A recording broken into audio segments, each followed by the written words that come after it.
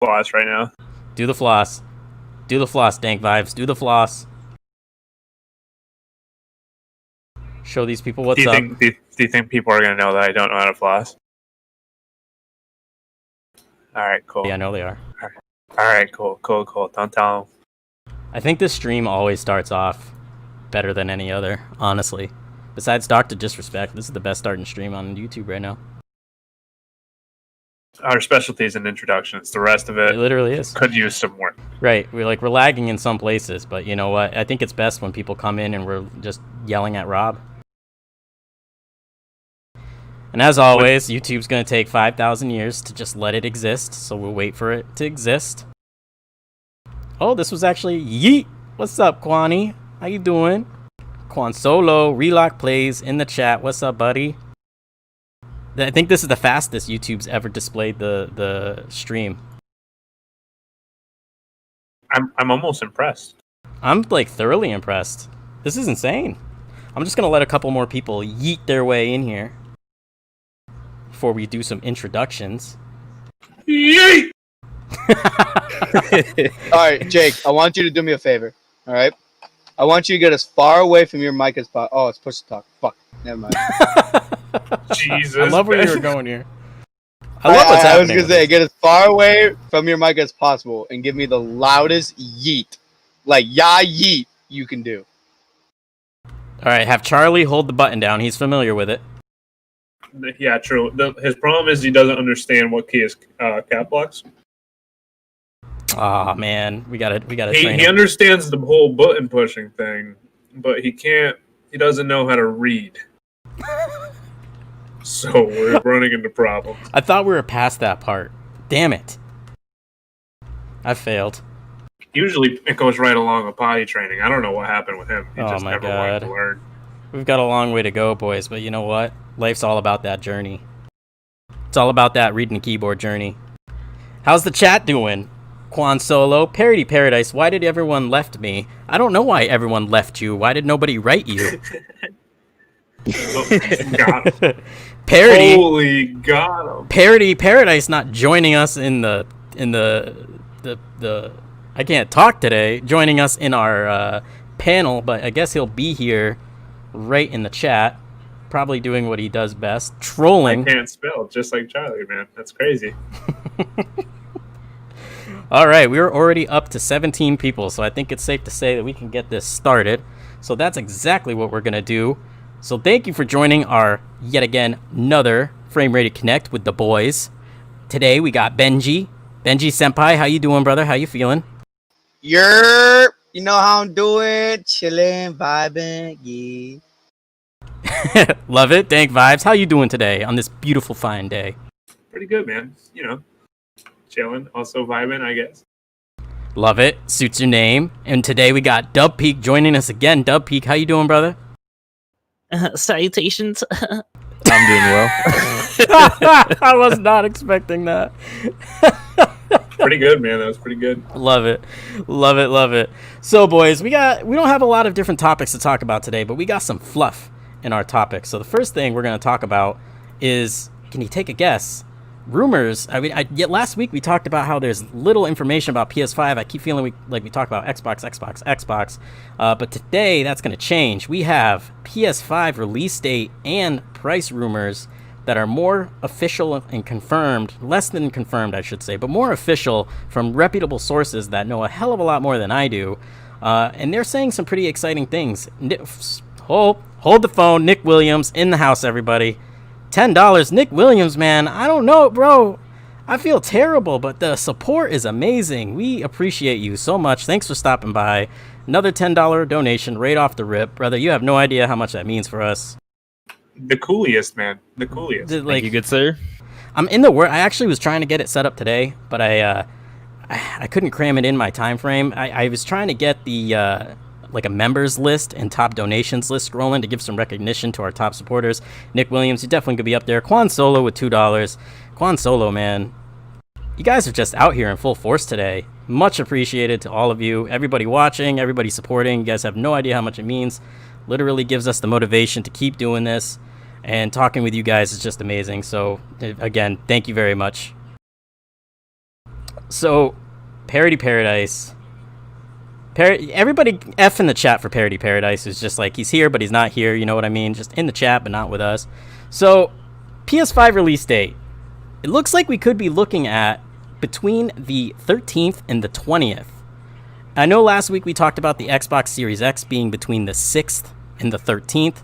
And I'm pretty sure Sony is I don't want to say letting these leaks out intentionally, per se, but it's definitely no shocker that Microsoft has kind of allowed leaks towards their more specific day to go by, and then right away, before the next stream happens, now we're hearing about a more specific date for the PlayStation. So, could be coincidence, but I want to say there's a little bit more to it here. Competitive-wise, I want to say that's the reasoning behind it. But it's going to be a few days past the Xbox Series X and the Series S, at least by a week. What are you guys feeling? Did you expect November to be the time frame for the PlayStation 5 release? And if so, I'm going to have you guys guess the pricing real quick. Before I dive into that, I want to see what your assumptions on price is going to be. I'm going to start with you, DankVibez. How are you feeling about this, man? Well, obviously, November would be the best time, man. You got Black Friday. It is going to be a little weird with the whole COVID thing, so I don't really know how that's going to work. But, I mean, you got Black Friday, Cyber Monday. I think they would at least want to release by then. Yeah, so that's what I was kind of thinking, too, because, I mean, I don't think they ever launched a console in December. At least I don't remember a console launching in December, but you're exactly right on that. If you launch too late, you miss that prime time shopping period. That's where most people are buying their gifts for Christmas. That's where the deals are. They probably aren't going to do like discounted consoles or anything, but you're likely to see maybe a game included or like less cost for the total value when you do the math of combining everything together. So you're absolutely right on that. Dub Peak, you're a major PlayStation fan. Knowing the time frame that this could come out now, more in specifics, are you excited about that? Yeah, I am. That's exactly what I was going to say, that I think it's going to try to release before Black Friday to get the deal. And I do think that they'll do some kind of bundle that people can get, because they got to get it out before the holidays and when people get all their stuff. You gonna be picking one of those up day one? Yeah, if I can. I'm not going out though. I'm not trying to, live, but see, that's kind of the thing too, because a lot of places aren't doing Black Friday this year. A lot of places are like Best Buy, Target, and I believe Walmart all announced that on Thanksgiving they will be shut down. So that gives people less time to go out and take advantage of any doorbuster Black Friday sales. But I totally advocate that they do that. I don't think any store should be open on Thanksgiving anyway, especially during a pandemic. But your name's still messing me up. I still want to call you VG Benji, but Benji Senpai, you mentioned that you may get a PlayStation depending on how things go at launch. And from an outside perspective, right? Like you were talking about the Xbox Series S being the possible way you go out of this, because it doesn't make sense for you to go with the 4K capable console if you're mainly going to be playing on a 1080p TV, if the fidelity is pretty much the same, just scaled back resolution wise. If you were an everyday consumer, right, you got a PlayStation 5 coming out that's $400 without the disc drive, rumored, and we're going to dig more into the price besides that, and you have an Xbox Series S that's $300, that's about 50% slower. Which one would you go for as an everyday consumer? Unbiased opinion. What are you thinking? Honestly, I don't know. That's tough because, like, I'd probably am gonna lean more towards the Xbox because that's what I've always had. But it's tough because, like, the new PlayStation looks not bad either, and I might just get both day one. Who knows?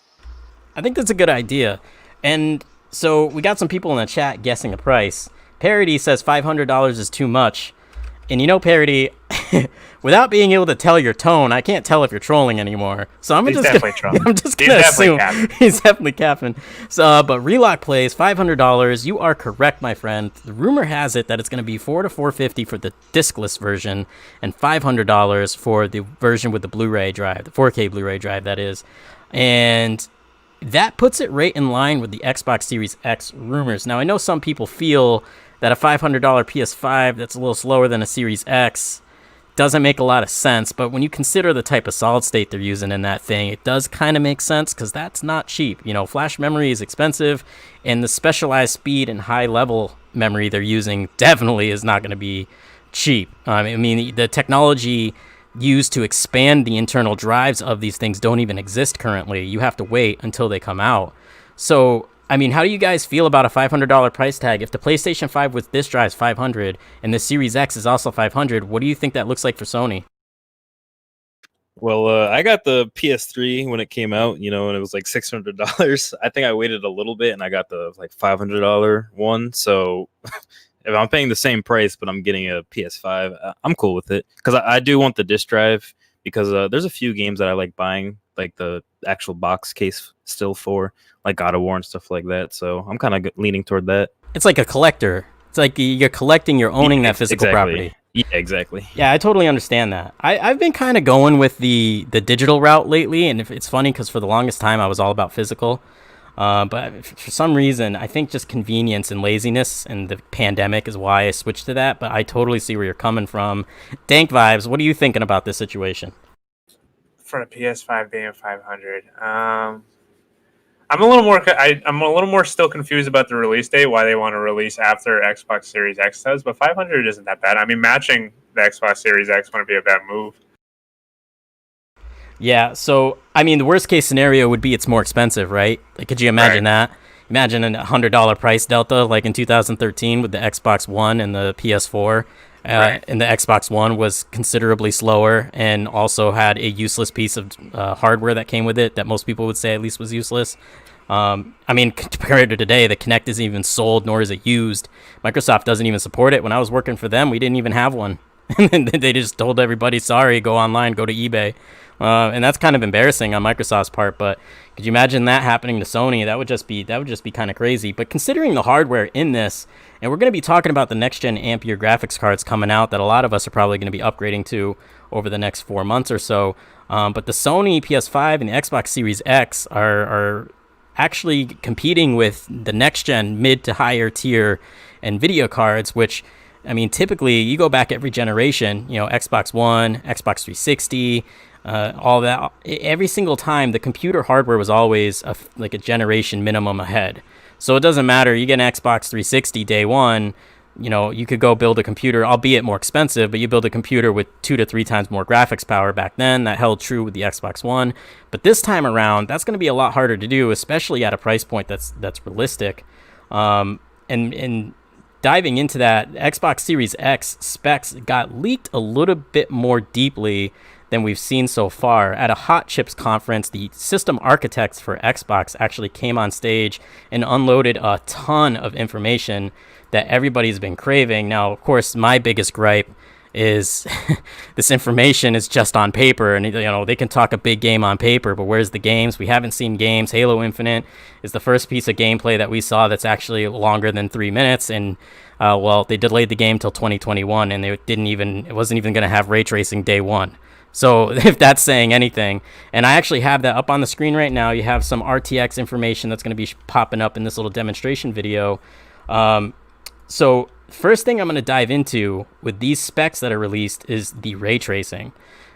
This has been in the dark for a while. How is this ray tracing going to perform in comparison to desktops? Ray tracing is new. There's no like black and white determination of performance through just a solid number. So the numbers I'm about to read, I want you to keep in mind they're different architectures, so it's not going to be like for like, but we are looking at a 90 to over 380 gigaраys a second of ray tracing performance in the Xbox Series X. To put it in perspective, a 2080 Ti has between 10 optimal and 90 peak gigaраys a second. Now, like I said earlier, they're not synonymous. They're different architectures, so they're going to be different kinds of performance levels versus what you see on paper. But even assuming that you get half of the performance on the AMD side of things as the 2080 Ti side of things, that's still an insanely high number for a console that might be $500. See, the thing a lot of people aren't understanding is next generation has a lot of tricks up their sleeves that are custom. This isn't like something that you can just go get in the PC realm. They have equivalents of it, but this was custom from like its origin, its thought out design from the day it hit concept, custom for this specific console and this specific task. So What do you guys think ray tracing is going to bring to the table early on this generation? We haven't really seen much of it, but on paper, this looks nuts. This looks insane. 380 gigaраys a second. Think about that for a second. That's well, I mean, like you said, it's hard to compare it to anything because I mean we've never seen it on this scale before. So I mean, it's hard for us to speculate what it's going to look like. I mean, we could just see for ourselves and then kind of just ride the wave with that. Yeah, I think it's going to be like the biggest difference, like the biggest jump we see just in graphics from one, I don't know who just popped out, but from one generation to the next. I think that's going to be the biggest jump that we see is the ray tracing. But like we've always said though, like I mean, growing up, the first thing I ever measured graphics to was like the lighting and the water effects, all that stuff, which is exactly what ray tracing is. So I'm very excited about that because that's going to open up the graphics for games for me. Exactly. It's going to make a huge difference. And that's what a lot of other podcasts, I don't know if anybody watches the RDX podcast with Dealer and Cole Eastwood, but they're highly technical with all this information. They have a lot of things to say about this. And ray tracing is going to be, with the capabilities brought to us by a better CPU, no longer bottlenecking the system that a lot of people didn't even realize was happening last generation. The ray tracing by itself, we always talk about it, flick the switch on in Minecraft and it's a completely different ball game. I even included a little picture of that in here on the stream that'll pop up every few seconds. But ray tracing, you're absolutely right, it's going to be one of the biggest game changers because most people don't truly understand what can be used with ray tracing. It's not just lighting properties and shadows and things like that, it's also sound. You can actually ray trace sound, 3D audio, things like that. It's kind of insane what can be done hardware-wise with this new technology to the level with, I've been advocating ever since they came out, wait until the 30 series cards come out before you dive into ray tracing because the RTX 20 series, they had it, but their performance was killed when you turned it on. I mean, a 2080 Ti, if you're playing Metro Exodus, that game was very ray tracing intensive. On max settings at 1080p on a 2080 Ti, you got over 100 frames per second easy. You turn on ray tracing, now you're dropping down to 60 to 70, which, is still good. It's 60 FPS and above, right? Like, that's a standard. But you're losing almost half your performance on a card that costs over $1,200. So ray tracing is absolutely going to be a huge game changer. DLSS, relock in the chat. Real quick, I'm just going to pay attention to the chat. So, World, yes, $500 definitely isn't that bad. There is no black version for the PS5, although that would be pretty sweet if you ask me. I think they should definitely switch up the colors. I've seen a lot of custom decals online. Let's see. Ray tracing is all we need. You're absolutely right, Relock. And didn't DLSS help out? So, yes. So, AMD has their own version of DLSS, and that's the direct machine learning. We will see that in console, and of course, NVIDIA is upgrading that in their next version of Ampere cards. We'll talk about that a little bit later on. So, DLSS, direct machine learning, what that basically does is uses AI to upscale resolution.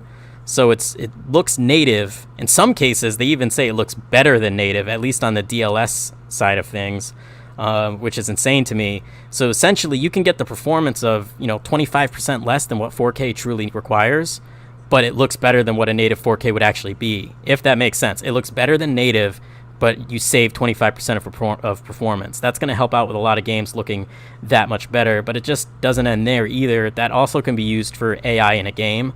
Let's say you're playing, and this is why I wish Parody was in the chat with us. He's a Mortal Kombat fan, but let's say you're playing Mortal Kombat, right? Let's say the AI learned how you played. It learned what characters you choose. It learned how your defensive tactics are. It learns how you attack. And over time, the AI actually learns how to be a better opponent. And that is a type of technology we are going to see in next-gen consoles. And we're also going to see in the current and more so in the next-gen graphics cards. Nothing can beat a GT 2010. Shout out to Relock. You're absolutely right. Get a 2010 on stage, everybody. That's 60 FPS 4K Ultra immediately. Anybody ever go with an entry-level graphics card before? Anyone just growing up get stuck with like barely integrated graphics, like a GT 710, like just the worst graphics you can imagine?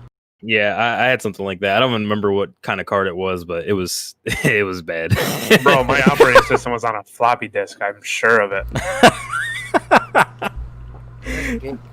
We have evolved. Was not good. Was not a good setup. Oh, we got Starched. My apologies, Starched. I didn't see you join in. I got streamer mode turned around, but we got Starched in the chat, everybody. Everybody say hi to Starched. Starched, how you feeling, man? Well, how's everyone doing tonight? We're Fantastic. good, man. We missed you, brother. We missed you. We're so glad to see you here. Mm-hmm. I warned you guys I was going into my hidey hole. It doesn't matter, man. As long as we have you eventually, that's all that matters, right? That's true. So, Joe, I know you're, or my apologies, Starched. Everybody knows you anyway. Starched, you're excited for the new Xbox. You've been talking to me about when the hell they're going to release this thing. When are they going to drop pre-orders? I'm trying to get this freaking box, man. So, I don't know if you were around when I was talking about the ray tracing implementation, but does that make you that much more excited for it? Oh, for sure. I mean, even the lighting in games like Fallout 76 was kind of crazy, even though it was very glitchy at times. So I'm excited to see what they can do when it's actually like integrated into the technology. And that's just it. It is integrated. It's a little bit different than how NVIDIA does it. We're looking at hardware accelerated ray tracing. So the difference is it doesn't take, and we got Parody Paradise in the chat. Okay, so Parody decided to join the panel. He's a little late. Parody, how you doing? Good. How you guys doing? Oh, I guess better late than never, right? Yeah, missed you, bud. Sorry, I had to walk my dog.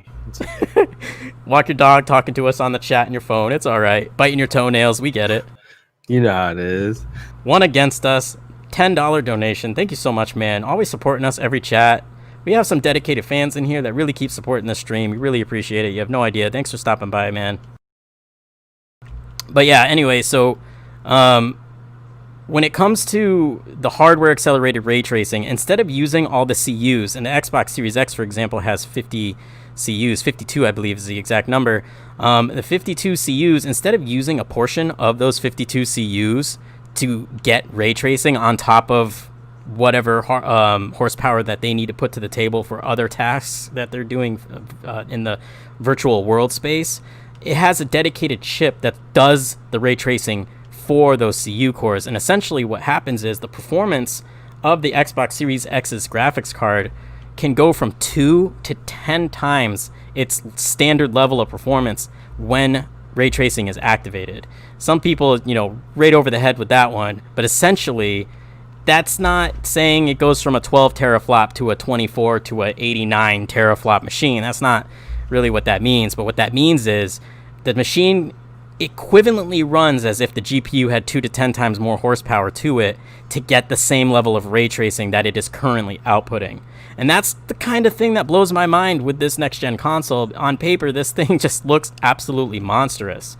And, we still have yet to see it. So, when they do show it to us, are we going to crap our pants? Are we going to soil ourselves immediately? Or are we going to be like, you're throwing all this extra hardware in here, you're giving us a V8 engine, and you're only driving down the street to go to your friend's house every day? That doesn't make sense. Why would you do that? Riding in style, but where are you going? It just kind of doesn't make sense to me. So I guess we'll have to see what they do with that. But another thing they announced is the CPU is server-based. So people who follow computers, server-based CPUs are actually made to be on all the time, nonstop. So that means this thing is not only going to have a higher thermal property than regular desktop CPUs, aka they can get hotter and not be damaged, but they are made to be on all the time. Most people keep their Xbox on a low power mode, right? You need to turn your Xbox on, you press a button and boom, it turns on. That's exactly what this is kind of helping with. It's going to prevent long-term damage and issues with such a high output of heat coming out of this thing, so your components are less likely to be damaged. And the final point of mention that they released that we kind of didn't have a lot of clarity about is variable rate shading. We talked about it in a couple streams. How the hell is that going to really help? We talked about how it lowers the shading rate in darker areas on the screen, so that way you obviously can't see down a dark corridor where it's pitch black, so why are you going to render the shaders for that hallway if you don't need to look at it? The storage devices inside the PlayStation and the Xbox are so fast that you can literally render whatever is in that dark hallway as soon as you look over there, as soon as you light it up, right? So why spend time rendering what's not there that you can't see? That's essentially what this does in a way, and that saves immediately 10 to 30% of performance. So at the end of the day, now we have a number behind that feature that we didn't have before. So we're looking, put it in perspective. Let's say a game's running at 60 frames per second, and if they were to activate a couple of settings that drop that down to 52 and not a consistent 60, well, now that doesn't exist. They can activate that setting and you're still at 60. So that's definitely going to give us a lot of leeway to keep up with the higher end cards that are, of course, more powerful than the Xbox Series X base level is. Now that you guys have all this information, of course, this is more of just the teach along, talking all tech to the people who follow my channel for the purpose of tech talk. But for those who understood this as most as possible, do you think how does this look for you? I mean, we're going to be talking about next-gen GPUs in a second here. That's literally our next topic. But at $500, everything I just said, how does that look as a consumer when it comes to, do I upgrade my PC or do I just buy a console? I think I guess depends if you really want to collect. I mean, you could want to collect the console. You could just want to continue. Because, I mean, I want to keep my PC build going, obviously, but I also want to get a console, Yeah, so the consoles, like you said, they're like you said earlier, they're like optimized for gaming. It would kind of be silly not to at least give it a try. Yeah, this is like perfect timing for me because my PC just turned 3 years old last month. So it's about the time where I should consider like either upgrading it or getting a new one or something along those lines. And with the consoles coming at the end of the year, now I really have to consider waiting to upgrade or just, getting an Xbox or PlayStation.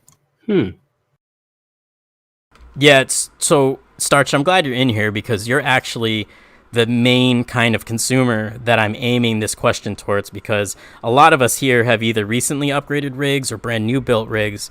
And you, like you said, you have what, I believe a 1060 with 3 gigabytes of VRAM, correct? Yeah. Yeah, so we were talking earlier, and I'm just going to segue. This is going to segue us right into the next-gen GPU conversation. But the RTX 3050 that's rumored to come out is going to be between $150 to $200, and it's supposed to be replacing a 1660, which is insane if you really think about it, because a 1660 was, what, $260, $70 if you were lucky, normally around $280, $290, I believe, depending on, the manufacturer. And now you're going to be able to get a 1660 level of performance in your current computer just by spending $150 and just, 4 or 5 months from now, probably around December, January. And, on top of that, also being able to spend $500 and getting a diesel, gaming console alongside that. Is that the route you're going to probably go? Graphics card and Series X? Yeah, I'll probably upgrade my graphics card and power supply along with it. And then, I'll definitely end up with a console as well. Hopefully day one, depending on, how the stock is with this whole pandemic situation.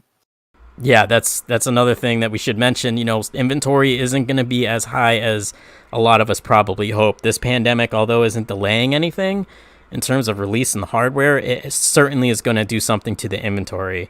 And being an Xbox fan, I think several of us can appreciate the fact that Sony's likely to sell out again this year because it gives us Xbox people a higher chance of actually getting the console that we're more fans of. So, Dub Peak, it's probably going to be a little competition to get that thing because that's going to be a hot selling item. I mean, it's got twice the fan base of the Xbox One now as is, so that's already making it hard to get one of those things. And then add the fact that, Microsoft's been bombing their shows the last few presentations, and they really don't have a lot to be excited for on launch. PS5, I think, is going to be selling like hotcakes like in 2013, regardless of how well it does throughout the generation. I mean, are you going to pre-order day one? Is that something you're going to do before we go any further? Yeah, I think I'm going to have to, because if I don't, I'm going to be stuck playing GameCube and N64. Can you imagine all these other nerds playing PS5s without you? Come on, man. We can't let that. I gotta do day one. Yeah, that's what I'm saying. I want to see some quality Dub Peak PS5 content, man. I need to see that. Let me see that. I got you with that. Easy, light work. Hell yeah, man. I can't wait. So now we'll just go into the GPU. So, because I want to see what you guys are going to be upgrading to and what you're thinking about this next generation. So Ampere is the next architecture in line for the NVIDIA release. We'll actually hear all about that on September 1st. And then releases 3090, 3080 is probably going to be coming out in actually September itself. October, we're likely to see the 3070. November, we're seeing the 3060. And no rumors about the 3050 release date, but I want to say December, January based off that trend at the very least. And Juice WRLD, yes, 3060 is going to be comparable to a 2080 GG. They've been holding back specs for years. They're draining us. That is facts. But like I've been saying for a while, these consoles, their hardware hasn't been in the dark for a while. It's been official for at least 4 or 5 months now, and because of that, and the rumors even longer than that, and as a result of that, NVIDIA and AMD, of course, since they made the hardware inside the consoles, to speak about from the beginning anyway, they have to be competitive because, again, like 2080 Ti, $1,200 to $1,500 on Newegg, right? And 3070 is going to beat an overclocked 2080 Ti by at least 5% with 4 times the ray tracing, rumored at $600 at the most. So they're definitely listening. They're definitely doing just that, which is astronomical. It's insane.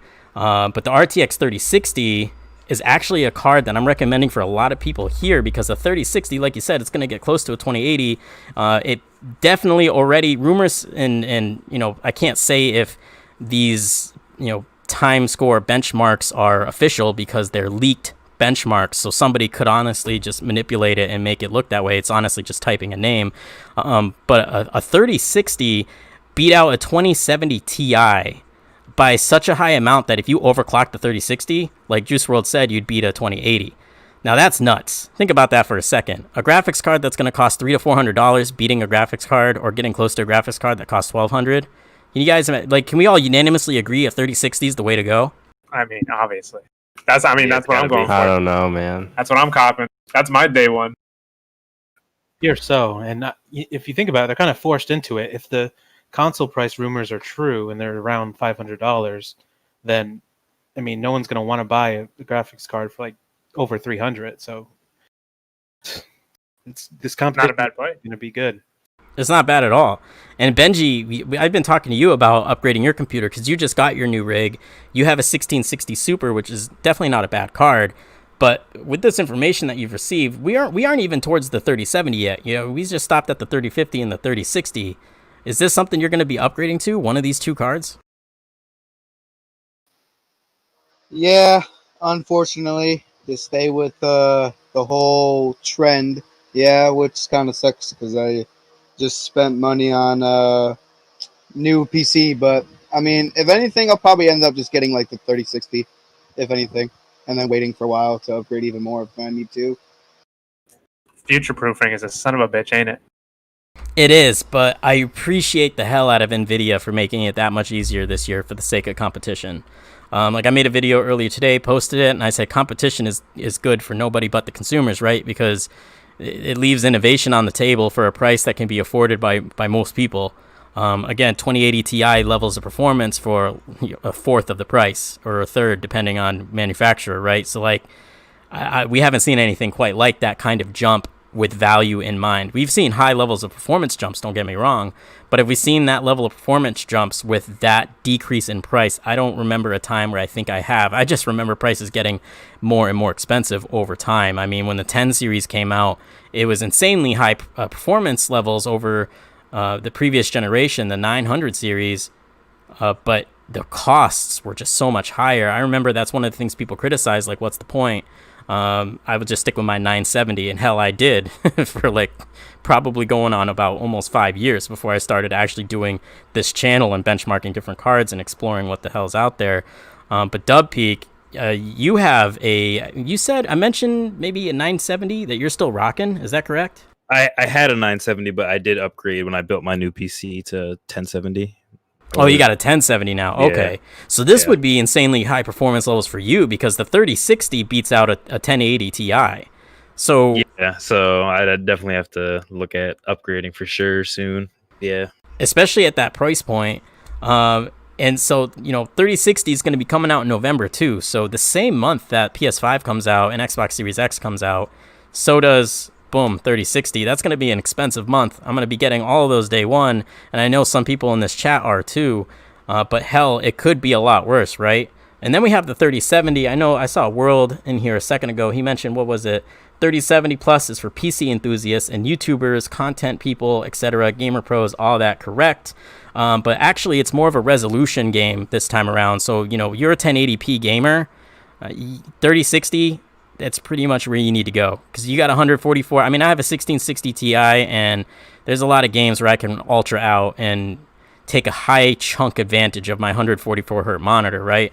So if you got a 144 hertz monitor or even a 144 1080p monitor or a 1440p monitor, you get a 3060 and boom, you're maxing out that refresh rate. Of course, as games get more technically advanced and you get a bunch of graphical effects in there, maybe lowering it back after a few years towards the 60 mark. But 3070, you got a 4K monitor, 3070, 3080, 39, etc. Like that's what that's for. And we talked about on here, consoles are focusing heavy on 4K. 4K resolution, 60 frames per second. We also discussed how that's possibly holding back the look of these games, right? Because in order to make a game 4K, it requires a lot of video memory and a lot of processing power. A good chunk of the total processing power available to you is just getting that game at that resolution. Now add all the effects, right? If you want ultra level PC equivalent graphics at native 4K, 60 frames per second, how are you going to be able to maintain that 3 years after console launch, right? Games are going to get more advanced. There's hardware that they have to take advantage of and learn to take advantage of for the PS5 and Series X after launch. We always talk about how a few years in, games look better than the first year. Of course, towards the end of the generation, it always improves. But games get better looking as well. Techniques advance, technology advances, and eventually the console gets left behind. And I think focusing truly on 4K is eventually going to actually end up being a problem.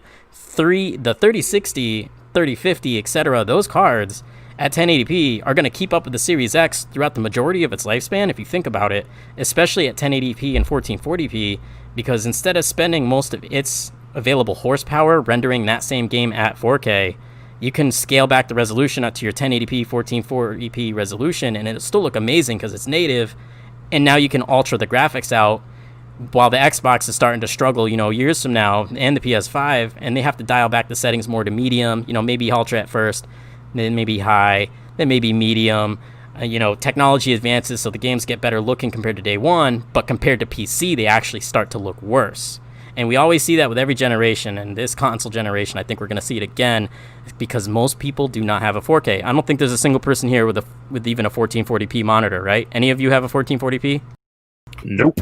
That's a big negative, sir. See, not a single. So we're not even touching 4K. We're halfway to 4K, and not a single one of us has it. That's just showing you, that reflects the majority of hardware users out there. Most people do not have 1440, let alone a 4K monitor. Maybe a TV, but that's two different things. So I think the 3060 for a lot of you guys, and myself included, is going to be the way to go, because 5 years from now, we're going to still be ultra. A lot of games are going to be ultra high frame rates still. So that's going to be a huge advantage for us PC lovers. PC Master Race still holding strong. I'm glad the console didn't kill us or make us go extinct. Aren't the new consoles going to be... It got real close there for a second. It did. Honestly, it did. I was kind of nervous. Juice World, aren't the new consoles going to be 120 frames per second now? Yes, but no at the same time. So 120 frames per second, it's not like a no compromisation kind of thing. So Halo Infinite is going to have 120 frames per second, but there's no information on is that native 4K? Most likely not. Look at what the single player looked like. That was 4K 60. So imagine if they tried to double that frame rate. They're going to have to scale back the resolution like crazy, or they're going to have to make the graphics look considerably worse. So you can't double the frame rate with a finite amount of graphical power without making sacrifices somewhere. So they do have the ability for 120, but again, it's going to be certain games where you take advantage of that more than others, and other games where it just won't make sense. Like it can also do 8K, but you're probably not going to see a lot of that too. Yeah, playing not like on 8K. Yeah, exactly. Like 1080p. But that's the thing. I want them to do, thinking on 1080 settings is all good. That's exactly what I'm hoping they do, though, right there, is because if they don't give you an option, like what if they force every single one of us to play at 4K, PS5 and Xbox Series X included, you have to play 4K, you have to play 60 or 120 frames per second. They don't give you a choice. And as a result, your experience can't be customized. The game might look like garbage, but you might prefer 60 over 120. If you can go in the settings, though, and do a 1080p priority with ultra graphics and 120 because of the frame rate, that'd be amazing. Could you imagine that? That's bullying. I agree. That would be bullying. If Microsoft and Sony bullied us like that, that would be... We'd have to fight, march on Sony and Microsoft. But I mean, I don't know. PS4 Pro and Xbox One X did give us options in some games. Not that it worked great all the time, but they did give us options in some games this generation. So please let that be at the core with next gen. I mean, are you guys planning on upgrading to a 4K monitor anytime soon? I'm definitely planning on the monitor upgrade. To native 4K? Yeah, I'm going to say 1080. Definitely, since I'm going to be streaming more often, definitely would love to upgrade the monitor. I don't plan on it. Right. So I mean, it's a cross-up because 4K looks great, don't get me wrong, but it is expensive in the monitor realm, especially if you're looking for more than 60 hertz. The thing that people have to remember when it comes to PCs, upgrading to a higher resolution monitor to keep that graphics detail, you also need to get a better GPU. The 3060, don't get me wrong, is going to be capable of 4K, but it's not going to be capable of 4K for as long as a 3070. So, like, if you're going 4K, maybe 3070 is probably the way to go. I think 1440p looks pretty good. It is pretty good. I prefer 1440-60 over 4K any day, especially because you can alter the graphics out while getting that advantage in resolution and still getting that nice, smooth, buttery 60 frames per second. So that's probably what I'm going to do for my next move personally. But, I mean, it just goes to show you that for a lot less money than last generations, you can get a lot more bang for your buck when it comes to resolution. And then we're going to move on to, this is the part I've been most excited for because I have a lot of opinions from you guys that I want to hear. There's a lot of games that I think we're excited for coming out or that we hope to hear about anytime now.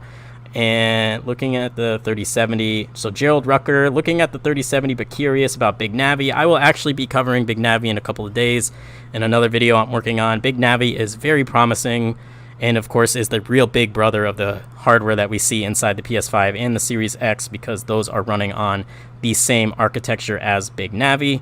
That's why RDNA 2 is not in existence yet. You cannot buy a graphics card that's kind of got that horsepower yet. I have a 340p 30 FPS. I'm playing on an iPotato 7S.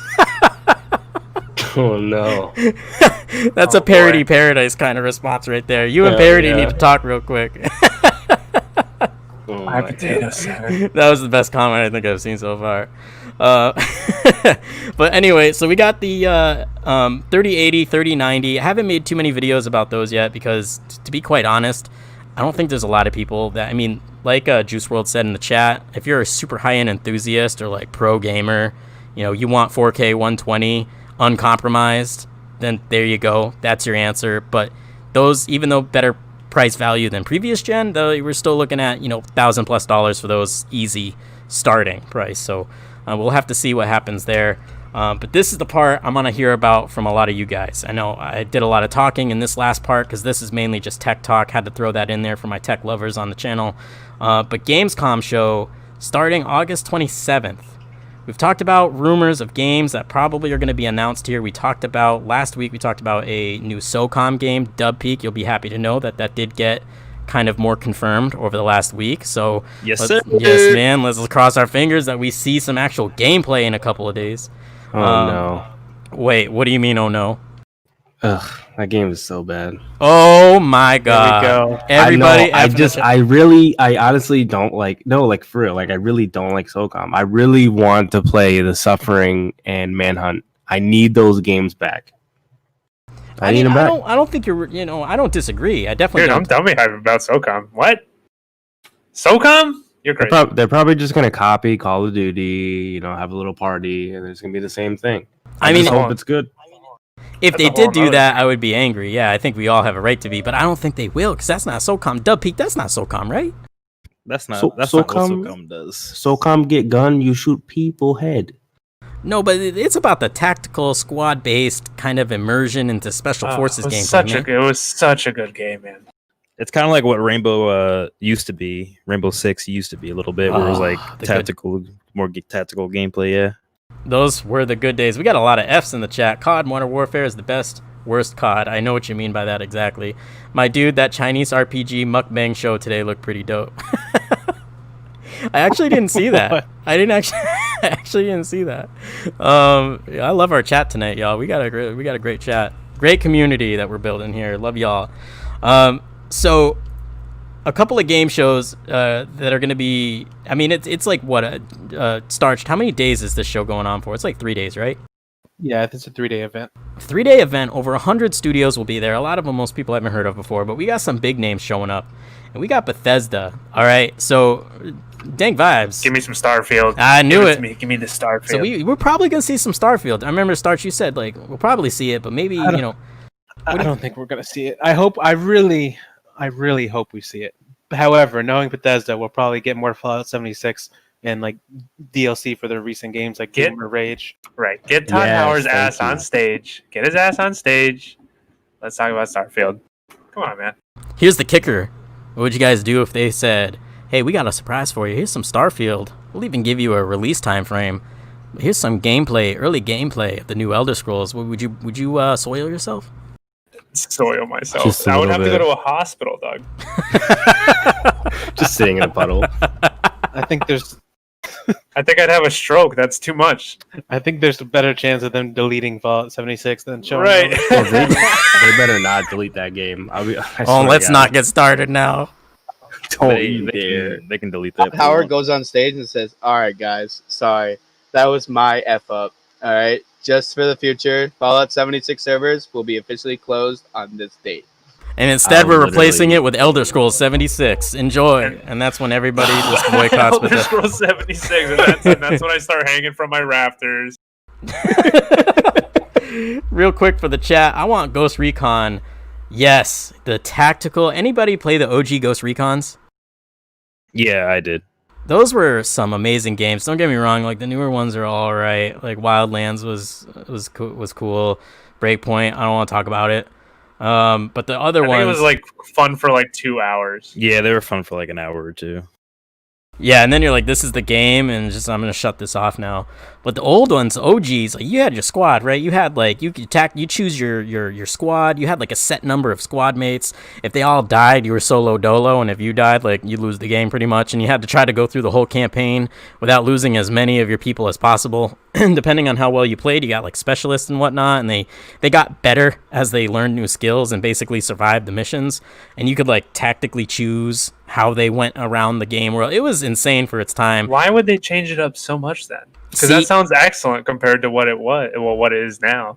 See, that's exactly it, man. Game developers, I feel like there's so much disconnectivity between like what makes sense to keep doing and, well, this is the new trend and this is what's making more money, right? Like I, as a gamer, and I feel like a lot of other people would be like, bring something like that back. You don't have stuff like that anymore unless it's an indie developer doing it. Right.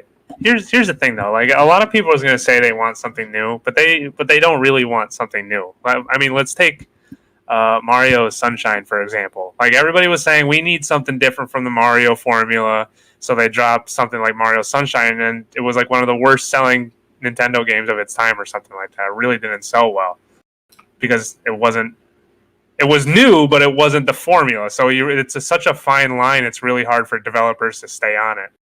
Yeah, that was like, I mean, yeah, I definitely see where you're coming from with that. I personally loved that game, and then when I found out it did terrible, I was like, wait a minute. Yeah, that's Yeah, right. my favorite Mario game ever made. Same, Mario dude. Sunshine. Right, but it didn't sell well is the problem. You Yeah, know exactly. what I'm saying? Because it wasn't the formula. So people always say they want something new. Somebody drops something new, and then what happens? It doesn't sell.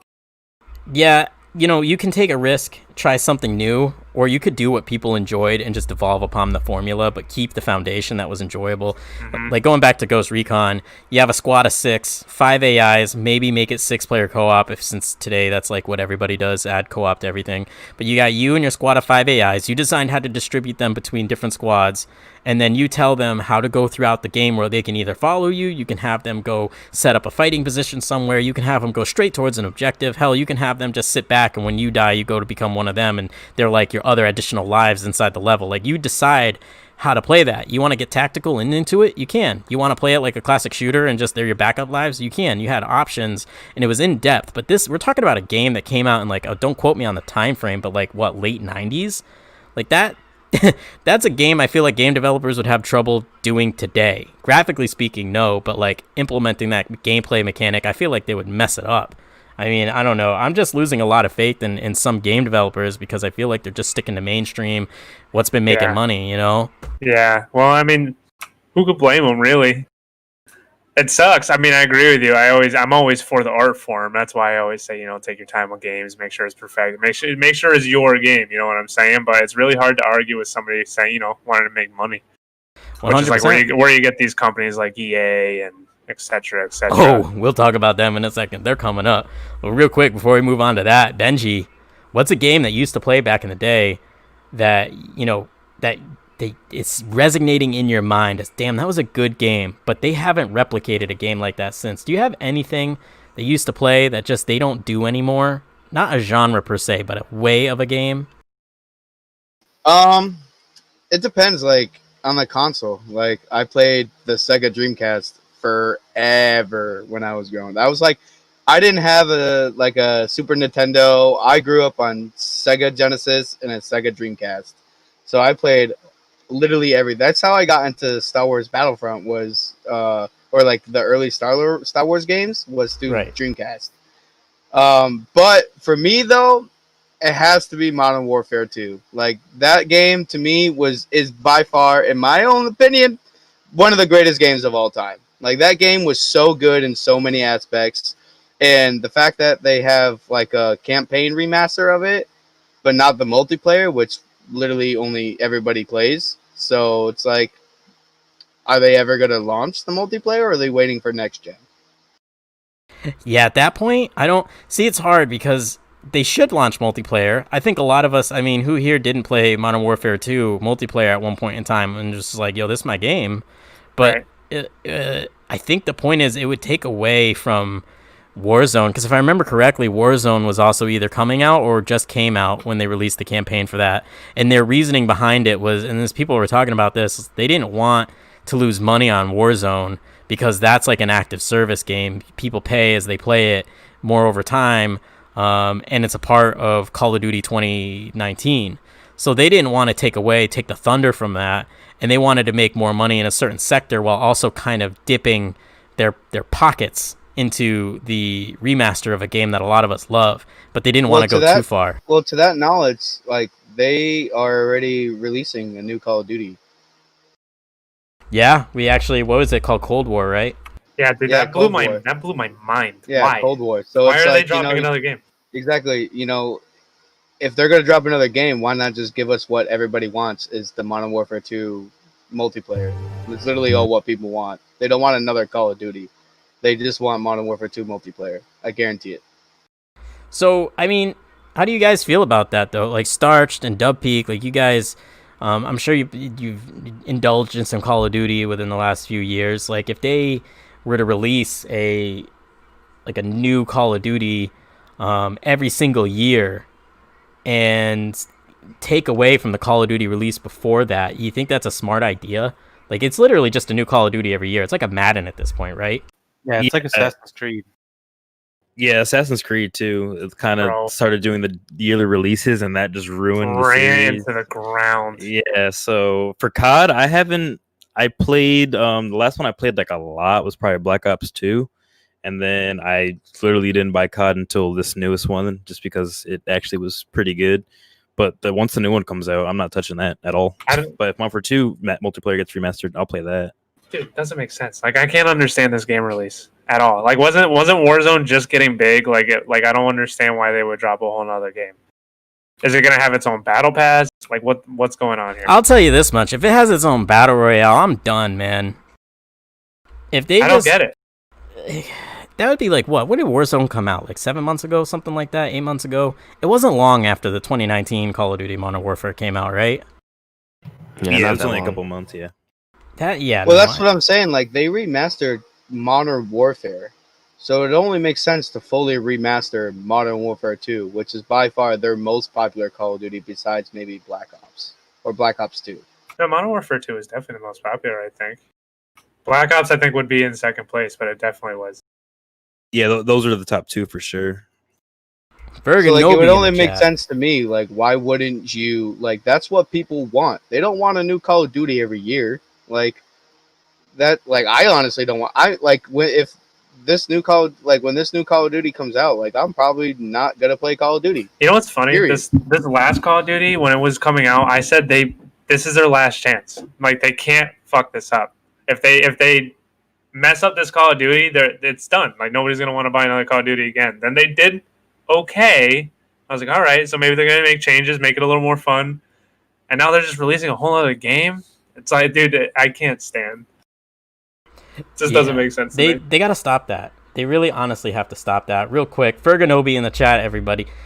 He says they need to make a new COD system like Halo Master Chief Collection, just an all-in-one. I think that's a phenomenal idea. Oh, yeah. And let's be real, let's say they did that and they added all the games together, like you're dipping your pocket in every single one of those games. So if you didn't like one of them, but you liked a few of the others, it's that individual's still going to buy that game. Instead of them remastering a game that no one cared about, you know, you're going to get a little bit of everybody's money then at that point. And then add like, I mean, do what you want in terms of live services, but add like maybe a battle royale that combines features from all of them together in a remastered sense, and boom, you got a way to make money. And this is exactly it. Like, we're just everyday gamers and we're coming up with these ideas. These people are paid buku dollars and they're not coming up with these ideas. What's going on with that? Like, I mean, yeah, it's the same thing. And it's like, you know, I agree with what Fergie put in the chat. Like, just do Modern Warfare 2, Modern Warfare 3 in like a collection bundle or whatever. That's I'm never touching another Call of Duty again. Yeah, no bullshit. yeah. Why would you have to? Go ahead. No, go for it. That's it. I was just gonna say that I feel like there probably are people that work with them. It's probably like actual game designers and stuff that are like, why don't we just like or the executives probably want to release that kind of stuff, or don't want to release the remasters. They just want to make new games, get new money, just because it's probably easier to just take the. Yeah, but they would make more money by remastering the games that people actually want, not just making new ones. Yeah, people are still gonna play the new games because obviously with the new consoles and everything coming out, people are going to try all those new games just to make sure, you know, just to see how good they are. But like 90% of the probably consumers really want like all these old classic games back. So if you just do a mega pack, and then you can even do like I said, Modern Warfare 1, 2, and 3, and then like later on do Black Ops 1, 2, 3, because fuck Black Ops 4, because that was the worst game in existence besides Infinity War. But like, you could do stuff like that, and like guarantee you're going to draw more clientele that way. How far does the rabbit hole go, though? You know what I'm saying? How many Call of Duties can they possibly sell until people are like, okay? Like, how many name titles are they going to use before it's actually run out? Because, like, what is this? The new one going to be Cold War? Like what? Like, I feel like they're just picking out of a hat now of like, oh, let's call this one Call of Duty. Call XX of Duty Ghost Sniper XX. Real quick, I'm just going to interject. We got another donation again from One Against Us. Man, you're on a roll tonight. Thank you so much. $5. The support is much appreciated, brother. And I just want to just touch up on what Panda Hand said. Mass Effect, please remaster the damn game. Take my money. Starched and I don't know if anybody else is Mass Effect fans in here, but Starched and I second that heavily. We believe it's coming. I'm almost convinced it's coming. We're going to talk about EA in a second, but I'm almost convinced that we will see that be announced within the next week. So stay tuned for that, but, you know, take our damn money. I'm willing to throw my money at them in mass to get that freaking game as soon as possible, with a rumor September 29th release date. So we'll see if that comes to light as true, but I am very excited for that. Thanks for bringing that up, Panda Hands, because I almost forgot to mention that in the EA section. But we're diving in here. I'm proud of all of us. We're talking a lot about games. We're being very passionate about this. Shout out to our viewers. My view counter on my end in the creator streamer section, YouTube, you know how they are, always acting a fool here. But we have over 30 viewers at one time right now. Thank you so much, everybody, for stopping by. Every single week that we do this stream, it's getting bigger and bigger. So let's see how far we can go. Love doing it. This is a good time talking with you guys, talking with each other. Definitely love the support. But the next studio to talk about, so Xbox will be there. What are you guys thinking? What are you guys thinking about that, huh? Fable 3, please. Yeah, dude. Okay, I'm with Benji on that one. Like, I need more good Fable. trailer. It was the trailer, dog. Yeah, like I said, that last trailer was like, give the people what the fuck they want. I'm having and then that's how you're gonna sell them on what you're selling, like what product you're selling. Just give the people what they want. It's that simple. And it's that simple, right? It really is that simple. Just give me what I want, and I'm gonna buy your product. It's literally just for general. Like, if you go out to eat, right, and you're like, man, I'm craving a taco. You go to the best place that has the best product, because you know they're gonna give you the best food. It's the same situation with these. Like, give me the game that I want to see, and I'll buy your product. Yeah. It doesn't make sense to me. He said. Yeah, it's they're like honey dicking us. Jesus. Well, yeah, I mean, there's, I mean, at this point, I would use that exact phrasing for it. I mean, Dub Peak, we talked about Ghost Recon a little bit earlier, and is it really that hard to understand as a game developer? Like, at Give mechanics that just, were very unique and very interesting back in the day, why did they have to disappear? It's like game developers don't speak the same language.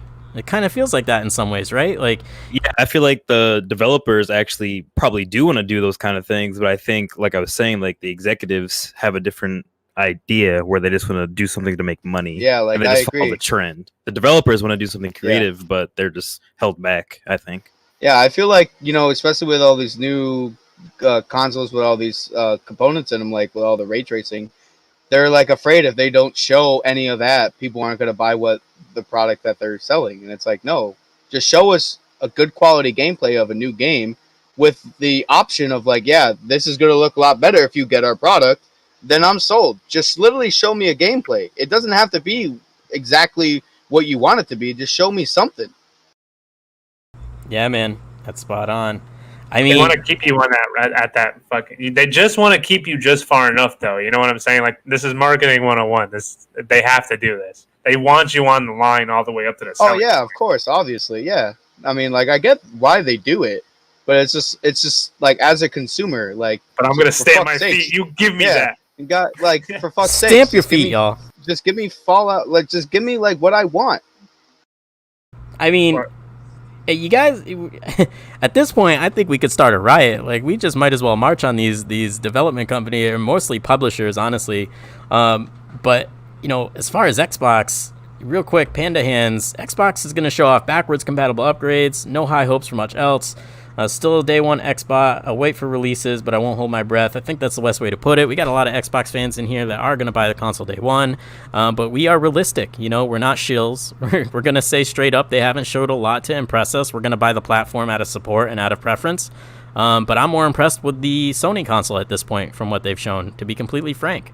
I mean, just the Unreal Engine 4 demo by itself on the PlayStation 5 is enough to make me like, damn, I need that. I mean, I know the Xbox Series X is capable of that, but they haven't showed it, and PlayStation has those exclusives, so that's spot on. Also, I feel like this this showcase, or whatever it's called, is literally their chance to literally get more clientele towards their side, because I guarantee you, like we talked about last week, is PlayStation's going to run away with this at this point. Oh yeah, if Xbox doesn't do anything to show up. Oh yeah, no doubt about it.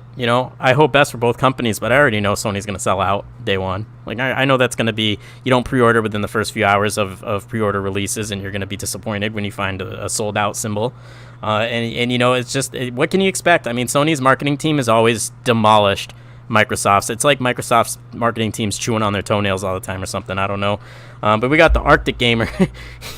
He says, Apple console. He's running a crazy console over there. Apple console, call it Granny Smith, sold. Call it $16,000, 400 frames per second, ultra. That better be with some ray tracing on the Granny Smith. I love that. Okay. That's the best way to honestly put it, man. See, wait, Apple's trying to get into the gaming scene. It's funny that he brought up Apple. Did you guys hear about the new Apple scandal with Fortnite? Oh, yeah. Okay. Actually, I'm glad you brought that up, because we'll talk about that after we get through the studio thing, because, Apple's on their game. Actually, no, we'll talk about this now, because I'm kind of annoyed with Apple. Anybody hear any news recently about Apple? Well, let me hear it. Let me hear it from your end, because I thought Epic Game was like trying to bite the hand that was feeding them. I didn't know why. Fortnite wanted to lower its VC. They lowered their VC cost, and Apple was like, no. And like Epic was like, yeah, we're doing it. So Apple was like, all right, we're taking you off our Apple Store. I thought they were like receiving money, like Apple wasn't getting their cut. Yeah, I don't know like the fine details, but basically like Epic and was literally like, yeah, we're cutting the cost of our VC to get more clientele, and Apple's like, no, we're paying you guys for the VC that you guys are making. If you cut it, then we're done. And they kind of just opted out. Like, you can't. I don't know if it's out now, if it's like out of the store now, but it's going to be out of the store soon. Well, they're also being taken off Google Play too. So like, I'm not sure what Epic is doing, and with it's all coming down to microtransactions, right? I feel like people aren't getting the money in their pockets. Like obviously the big devs are like the big companies like Google and all them aren't getting what they're paying, but at the same time, it's like, come on, bro. I mean, like Apple put them on their platform, Google put them on their platform, and then for them to turn around and take money out of their pockets is kind of shady, don't you think? I would take their game on. I would do the same shit. I'd take money. Obviously. Yeah, if that's the full case. Like I said, I don't know what the exact details are, but that's just what I heard, what was like kind of the concept of why like Apple backed out. I say good on Apple if that's the case. So, I mean, there's a lot of mixed responses from this. I want to get Starched and Dub Peak's opinion on this. Have you guys heard about this? I did hear about this, yeah. And how do you feel about that? What do you think is going on here? I think Fortnite sucks. Same. I'm flossing right now. I swear. No, I kind of. I don't know. I have mixed feelings on it too, but I feel like if they agreed on a certain thing and then they just changed it, then I guess they have the right to change their mind on having them on their store. But I don't know how their contracts and stuff worked. So yeah, there's a lot of unknown there. I think that a lot of us just might not know.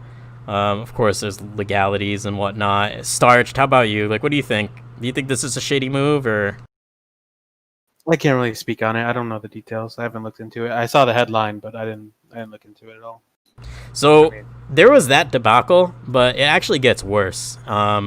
So everybody knows about the super hyped, most recently, especially game streaming service for the Xbox. So unfortunately, Apple has decided to not allow any game streaming at all from Microsoft. That is actually going to be removed from their App Store. Beta testers a few weeks ago had to delete the app from their phones, no longer accessible. Microsoft's pretty pissed about it, but we will not be able to do any of the game streaming to your phone if you have an iPhone. You can only do it from other platforms like Android. So that means if you were planning on playing your Xbox games on the couch while your girlfriend or significant other was watching TV, taking over the TV on you, and you want to play kind of like a Nintendo Switch, take that with you on a bus, take it with you on a plane, however you want to do, as long as you have an internet connection, right? Well, if you have an iPhone, that's not happening anymore. That is actually the biggest thing. Shady. Very shady. And the reason for it is because Apple wants to be able to rate every single game with a manual review. They have a very strict review process, I'm sure a lot of people know about. They want to review every individual game on the streaming service, every single one. And because they can't do that, they are not allowing the Game Pass, the streaming service, to be on there whatsoever. Dude, Android Master Race. Arctic called it for sure. Let's see. Apple doesn't give a crap about a single game. A $2 trillion company isn't going to care. That's just how it is. Yeah. Honestly, so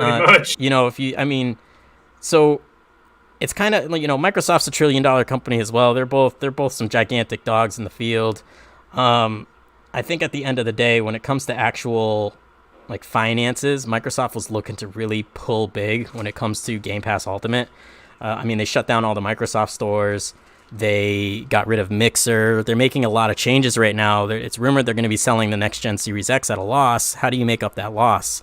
Well, retail stores aren't profitable for them, so close retail stores down. Mixer was a bust, so close that down. Now let's hope we make money off software, right? Let's get that margin up there.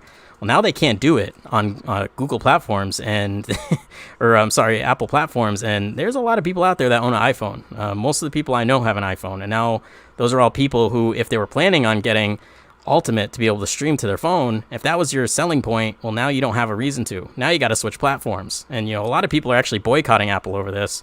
At least if you go on Twitter, you see a lot of people saying it. But, at the end of the day, Apple really doesn't care. They have money. They're making their money regardless. They don't need one app to determine, if they can make it through the next fiscal year and profit. Fortnite. Yeah, that Fortnite thing is just, honestly, the Fortnite thing, I think we can all in this, I heard the chat saying it. I think we all unanimously agree. Fortnite's trash, man. It's not the same game it was forever ago. And unless you're 10 years old, get that game out of here. It was okay. 10-year-olds and parents with credit cards play Fortnite. It was okay in the early seasons, but they did too much with it, I think. Yeah, I mean, OD. Game companies get a little ahead of themselves, I think. It gets to Don't their get head. me wrong. Those concerts that they put on, though, were pretty lit. Wait, the Travis Scott concert was bumping. Yeah, those but- are pretty fire. But that's Like, sad, though, when the it- game's a battle royale about combat. That's the only time I will ever turn into Fortnite is literally just to watch like a banging concert like that. Yeah, but I was just watching on YouTube rather than. Oh, I That's totally what I'm missed saying. the... Like that's the only thing I would turn to Fortnite would be like on YouTube just to watch the concert. Like I'm never gonna play the game ever again or watch it or anything like that because it's trash. But it's like if they have like a really good artist that they're gonna do a concert for, like they did for Travis Scott, like yeah, I'm gonna watch that. See, I get that, and honestly, I did appreciate the work that went into that, because if more games were that creative, better games, I should say, it would be a big deal. But the fact that the coolest thing you can say about Fortnite is the fact that they do live concerts in the game when the game is not about that is kind of like a sad point for me. Starched, you're right. Arctic does have the galaxy brain. He's out here speaking big facts. It's truest facts I've ever heard. Apple is a hypocrite. Remove desktop PC apps. TeamViewer. Same concept. Unapproved Apple App Store software over IP. Yeah, Apple is a huge hypocrite. And, I'm not going to lie. Call me devil's advocate. I hope they honestly start to feel the pain of their hypocrisy, financially speaking, because that's the only way they can feel things these days. They don't care about anything else. Like Arctic said, $2 trillion company. They don't care about a couple things. Right. And all that would hurt them is if they lost their trillion. So, yeah. All right, y'all out there, sell your iPhones, buy Androids. Hey, I Sell was on your my way out iPhones. anyway. Same. Sell your iPhones. Everybody sell your iPhones, buy Androids. I was thinking about it for the sake of this. The damn thing's annoying, and Apple makes me mad. But I missed this donation earlier. Shout out to Boss Mafu. Welcome back to the chat, man. Thank you for coming in. $5 donation. Much appreciated, brother. Hope you're doing fine. That name rolls Thanks, off the buddy. tongue. I like that name, Boss Mafu. I hope we're saying it right. He's never said anything, he or she, I don't know. He's never said anything to correct us, so I hope we're saying it, but I do love that. Good name, man. We got a lot of good names in this chat. So wait, go why ahead. are you guys dissing Apple? Like Apple's the best here it ever. goes. They make the best here we go. computers. No, because I've been Arctic, listen, what do you have to say about that? Can I we mute love this Apple. guy so we can continue? Can we No, mute you him? can't mute me because I am the Simp King. You can't mute the Simp King. Chat, what do you guys think about parody here? So literally what you're confronting to us is you're a simp for Apple. I'm a Simp for Apple. I'll do whatever they want. All right, Simpson chat, please. Simpson chat. Everybody's simping chat for parody. Don't you simp me, you son So of we kind of got branched off into that. I think that was an important topic to bring up, Benji. I'm glad you said something because I wanted to write that down for tonight's topics and I totally forgot. So we're just gonna go back to where we were. Xbox is gonna be at the show. A lot of people are saying it. No high expectations at this point. I don't blame you. I don't have any myself. Rumor has it we might get a Series S reveal at the show. I personally doubt it. My insiders are telling me beginning of September. We'll hear more about the next the Xbox One S replacer at the beginning of that time period. We'll also get release dates and pre-orders and all of that in the same exact announcement, or at least the same week. So I think it's going to be a couple of like what was said earlier. So back compat games. I know that's huge with Xbox. They're really pushing heavy on back compat. I think Sony and Xbox are really digging jabs at each other by advertising what the other isn't doing. And they're just trying to, good old financial, trying to get that advantage wherever they can. But there's several studios from Microsoft that have yet to announce any of the games they're working on. So it's very possible we might see that. Swear to God, if they have a third reveal of any kind and they still don't show gameplay, I'm going to lose my shit at this point because they keep having these shows and they keep not showing a damn thing. Carrot on a stick. Carrot on a stick, man. It's going to do its job. Carrot on a stick. See, man, it's true, though. Like, just show us some impressive stuff. We're Xbox fans. We're more impressed with PlayStation. Dub Peak, you're taking the W here, man. You're the PS. You're a huge PlayStation fan, and most of us are Xbox fans. We're gonna bow down to you. You're taking a dub, brother. You're winning, right? Literally, all they need to do, baby. Yeah, all they need to do to get it kind of back in the balancing is show Fable gameplay. That's it. Just show me Fable gameplay. I mean, they could even That's bring it. out E.T. the Extraterrestrial and remake that. All right. All right. Yo, anybody see what Parody said in the chat? No, He said, this man says, this 2060 keeps up with a Ryzen 7. He's comparing a CPU to a GPU. On full settings, my MacBook is stacked. And that's why I have big brain. Oh my god, simping a fruit instead of a window. Arctic Gamer is out here in full force, everybody. Can you imagine? Can you imagine simping a fruit, man?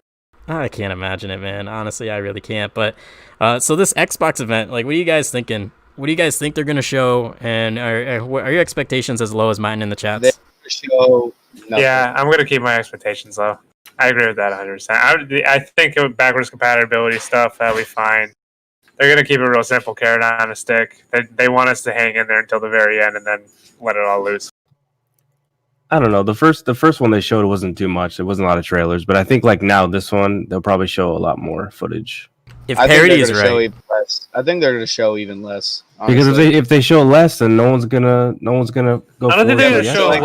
Like to DankVibez point, like I think they're going to show a little bit less, and then like literally right before launch, they're just going to blow us away with a bunch of stuff, and that's what's going to draw people towards it. That's honestly what they need to do.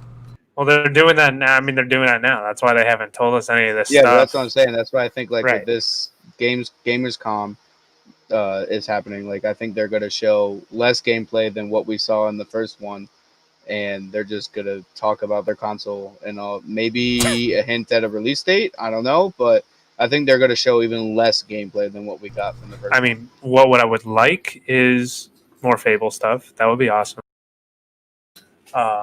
More Avowed would be great, but that's not going to happen. So I mean, real quick, Arctic Gamer, who else is hyped for COD War Ops 8? I'm done. I'm super hyped right now. I'm done. Gears 6 trailer by Panda Hands. Yes, actually, I did hear about that. So, that makes sense. Gears 6 is rumored to be, it's probably in not like as early development as games like Fable, but it's still earlier on. So we may see some like CG cinematic stuff, which it's gonna fall right into line with show us some damn gameplay. But if it's a new game, obviously showing us gameplay might be detrimental because the game probably looks really young. But aesthetically anyway. But at Gears 6, we could see a teaser, at least an announcement, confirming it's in existence, and we will get one on the Series X. When, and in terms of how much detail is thrown at us when it is announced, is yet to be seen. But that is rumor. We will see it. They're going to be at Gamescom, so better time, if any, to get us excited about Xbox. But Sony is giving us a lot of things to be excited about early on in launch. Xbox is now giving us a lot of things to be excited about months later to years later. Avowed is going to take a couple more years to create. Fable, I mean, they couldn't even show us a screenshot. That's how early in development it is. The whole team's been working on concept art, concept in general, and the damn CGI trailer we got. They've yet to get started anywhere else. So, there's just a lot of things we're going to have to wait for Xbox. We're all more than happy it's coming out. But, I'm going to have gray hair by the time we see it. Panda releasing a new Viva Pinata. Starched, you got that. Starched, you're right. That'd be kind of fire. Oh my! I hope they bring out a new Battlefield. That's what I want. A new Battlefield. It's the only way they can lower expectations. Starched. What do you mean? I would lose my mind. Yeah, dude, if they launched a new Viva Pinata, I'm sold. Fuck every other game. That's game of the year. Yeah, no, facts. I mean, let's all just dive on Viva Pinata real quick. Even though Tetris is going to win game of the year. Bug snacks. If they do a Viva Pinata, that's winning game of the year. I mean, you never know. Hell, if they can just innovate, let's get it. Thoughts on Red Dead 2? It's old now, but still. Hey, Red Dead 2, I think a lot of us can say beautiful game. Yeah. It's okay. I was expecting that game was a banger. Dub Peak, you play Red Dead? I played it. I never actually beat it because I don't know what it was. I just got tired of it. Yeah, I probably had like one main mission left, maybe two. I just stopped playing it. I don't know why. That was like the first game in a while that I started and just binged all the way through. I mean, you could even ask Madison. I didn't get off the couch for a week. Jeez, I mean, Rockstar's pretty good. I mean, honestly, the best games they've ever made where they could have made money was the GTA, and then if they went on with Manhunt, they could have had so much money. You're on your manhunt, bro. Yo, that game is so good. Like I literally like someone said it was rumored that they're gonna make a third one because there was a whole legal issue back then, and that's why they stopped it. Yeah, Hey, there was a I'll lot of issues with it. You know, yeah, if Sony releases this game, I think that Xbox is just gonna close down. Yeah, That's it. Back her up, boys. No, literally fold. 4D, and I think that's game. That's what we need, Bro, they already got bug snacks. What? Bro, you can't. Wait, can you download RAM on the Xbox? Yeah, probably. We'll have you test it out for us. See what happens there. You know, x86 architecture, very PC-like. We'll see what happens there. Ferganobi, Guitar Hero? Yes. Imagine this, right? PSVR 2, Guitar Hero Edition. You're on the stage. You look down, you have a guitar. In your hands, you feel the guitar, and you're jamming out. Imagine something like that. Some VR Rock Band. Actually. Fergie doesn't want the hands in that game. Actually. He already knows what that happened. sounds sick. Undead Nightmare 2. They kind of try to do that with Rocksmith. Obviously not a VR aspect, but they kind of try to do that with Rocksmith, and it just failed heavily. So, like, if PlayStation could, like, fix that and actually give us, like, an actual guitar VR aspect, I'm sold. Yeah, I mean, I miss Guitar Hero. If anyone's going to do it, it's so Sony. much. Sony knows what they're doing. And I mean, there's bad games on every platform, but if you were to pile up all the bad games on every platform and compare the size of the stack, I'm pretty sure we could all agree PlayStation stack would be smaller. I play big bucks for that. Yeah, agreed, Ferganobi. I think we would definitely hop on that for sure. Starched gets it. See, that's why we love when Starched joins us on this panel. Starched is a man. He gets a lot of stuff. He's here, and he brings everything he's got. He is the best. I'm just trolling the chat. What you guys He's just shit posting, man. Wait, what game are we talking about? GTA 6 never coming out. GTA 5 on the PS8 is more realistic, and that's actually a true fact. You know, they're remaking. Think about this. The GTA 5 launched on the 360 and the PlayStation 3. Relaunched again on the PC. Relaunched again on the Xbox One and PS4.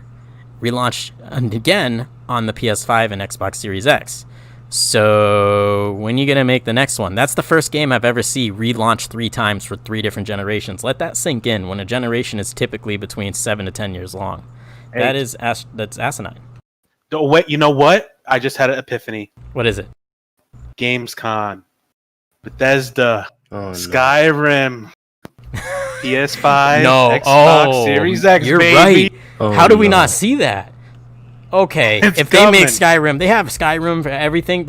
You can have Skyrim on your Kindle. All right, there's like a text-based Skyrim now. There's Skyrim on your Amazon Fire. There's Skyrim on you know what the horrible thing refrigerators. is? I have Skyrim on all those things. I have bought Skyrim so many times. So let me tell you, it's okay. So if they come at you and they're like, listen, PS5, Xbox Series X, Skyrim, 4K, 120 frames per second with mod support, enhanced graphics X2 because they already came out with an enhanced edition. Are you gonna cop? That's a cop. Nope. That's a cop. I bought that game too many times. I'll beat it all over again. I'll beat it all over again, baby. Oh my god. Hell, man. Hey, even an enhanced experience is a different experience, right? So I guess I could see that. Earlier, somebody said Fallout 3 Remastered cash grab. I agree. I didn't say anything on it at the time because we were deep in a debate, but that's definitely facts. So listen, they've remade Skyrim for 3 different generations as well if they pull what Starched is saying here. If they pull that, and honestly, at this point, we should expect it. They've remade a game for 3 separate different generations, but their number one selling Fallout they haven't touched at all since they did the Game of the Year edition. Like, what are they doing? Is it really that hard? We're just everyday gamers. We're coming up with this just thinking for 2. We're using 10 brain cells to think of this stuff, right? And we're not getting paid for it. We're getting donations from kind viewers, and that's the most we're seeing out of sharing our insight. These people are paid, like, what, $60K starting for a game designer? You can't tell me, you can't sit at a table and tell me that, oh man, what sounds like a good idea? Well, this was fun when I tried it, and a lot of people like this, so why don't we do what they're asking for point blank in front of us? No, they go, I see what you're saying, but what looks better is if we take something that seems cool and fuck it up in the development process and release that instead. Like, let's do that. Like, I feel like that's what we're looking at right now.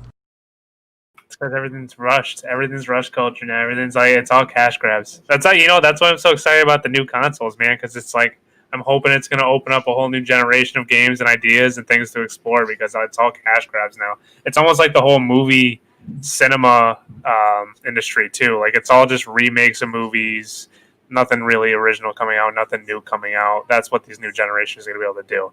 Not just graphically is it going to be new. Like the core of these games, the mechanics are going to be new, and it's going to be crazy. I mean, the possibilities there, right? Like it's beyond just publisher restriction and game development, crunch time and just not having enough time to make a game. Like especially with Microsoft Game Studios, they're being more lenient on game development time, on how they want to make the game and what the game's about. I mean, there was one game. I can't remember the name off the top of my head, but the game devs don't even know what the game's about yet. The trailer looks super interesting, but they don't even know where they're going with it, and that's kind of how much freedom and time that certain studios are having this generation versus the time crunch limited, everybody works 60 hours a week to put out a game that's unfinished culture that we're so used to. So that's definitely going to be new in next generation. But to back that up, they're also having that, that freedom with new advances in hardware and software that's going to allow for a lot more than what we're used to today. Just not even just hardware on paper, but actual implementation. So it's definitely going to, for Kenobi, a new Lord of the Rings game. Man, I feel like that's overdue. Yeah, you remember that? I know y'all remember that. Oh, no. Remember? I remember. Remember the Lord of the Rings game? I remember. Shadow Towers of game? Mordor? Yeah, Two Towers game. Man, those games were the best. Like, what is... And Battle for Middle Earth strategy games. So good. I mean, strategy games are on they're dying out, man, and it's upsetting me. When they canceled Command and Conquer Generals 2 is when I knew that, oh man, RTS future is looking kind of bleak right now. Super frustrating. I mean, again, it's not... These are games that we're just popping out ideas in just 2 seconds. Like I said, 10 brain cells exactly being used to come up with these ideas.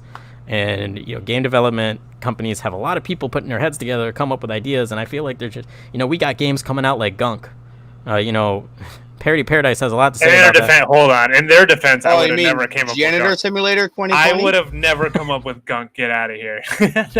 Don't you dare disrespect my game. Get That out of game here. looks so good. So See, far, that's what I was- hey, they but have that's what I'm talking Goat about, though. Simulator, Farm Simulator, Truck Simulator. Now they have Janitor Simulator. Like, I'm they're literally just the going main down the star of that list. game. I That's literally what clean floors. but that brings up my point earlier, though, when I said like people say they want new, but like when something new comes out like Gunk, we instantly shame it because it's not the procedure, it's not the film.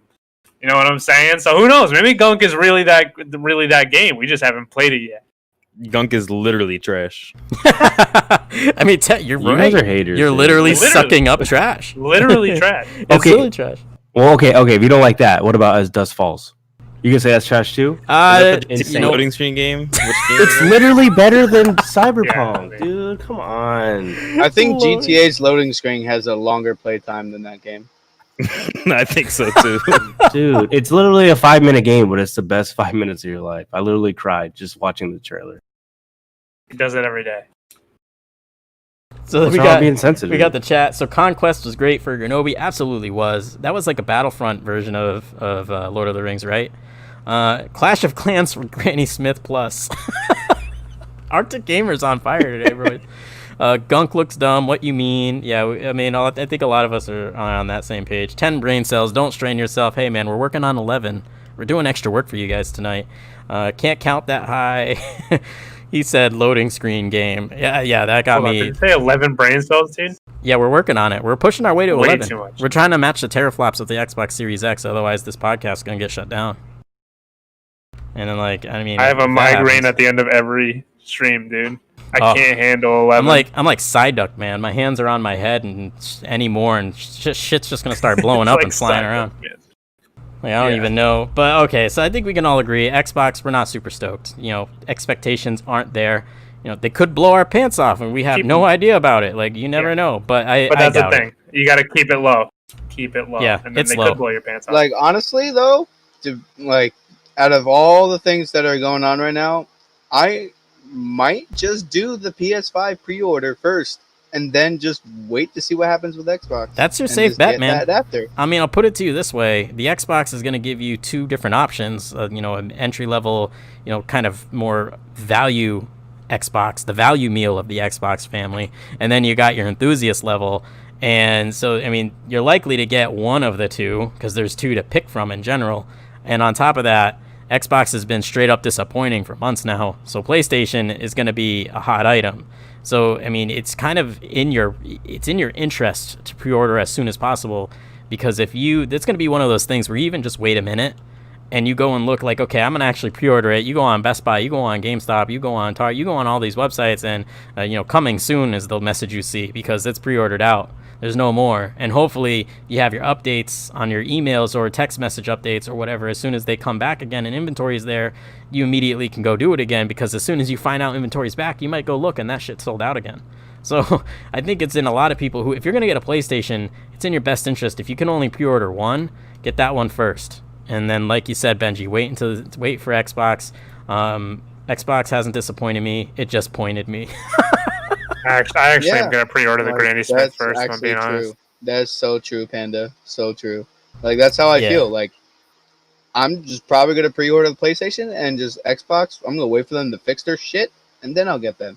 It's kind of like giving Phil Spencer, I mean, a little slap on the wrist. Be like, hey, you little naughty boy. Fix your shit. Hey, fix your shit, and then I'll get your console. After that, no. You got to give Phil Spencer that metaphorical spanking for all this nonsense. He says he's not down to show an unfinished game, and what has he done? Oh, man. It was kind of funny, though, because I was watching a podcast where Phil Spencer was a guest on the show. I don't know if anybody watches it. It's called Animal Talking. And they create an Animal Crossing character based off what you look like. And you actually play Animal Crossing, the game. And you go into, like, they make, like, an actual newsroom studio. And you sit down and you talk in voice chat and they record it. And the host was actually like, so Phil, I hear you actually have an Xbox at home with you. Is that true? And Phil Spencer's like, yeah, I took the actual retail version home this Sunday. And the guy's like, you son of a bitch. Are you even playing any games? And he's just like, yeah, I'm playing Gears of War 5 on 4. And he's like, so no new games then? And I was like, oh, no. He said it right to Phil. And, Phil, Microsoft's laughing everything off. I've been saying they're laughing to the bank with everything because they got all this PC and this Game Pass stuff they're hoping on. They don't care if you play on PC or if you choose Xbox. They're still benefiting in some form from you. They own the licenses to Windows. They own the Game Pass subscription. A lot of games being made from Microsoft Studios are launching on Game Pass day one, of course. Actually, all of them, and most of them are coming to Steam. They get a cut of that. And the Windows Store, they get all of that. So they're making money on PC regardless. So, some people are saying that's kind of messed up. Sony's focusing on next gen and moving on. And I think that's why we're all more impressed with that console as of right now, is because they're focusing on just the console. And Microsoft's just, we don't care. Hey, we make money anyway. So laugh to the bank with this. Got my whole stack. Unfortunately, right? Unfortunately. Yeah. I think PlayStation or Sony's focusing on their new console and their exclusives. And Xbox is just really, they're honed in on their services to make money. Yeah, exactly.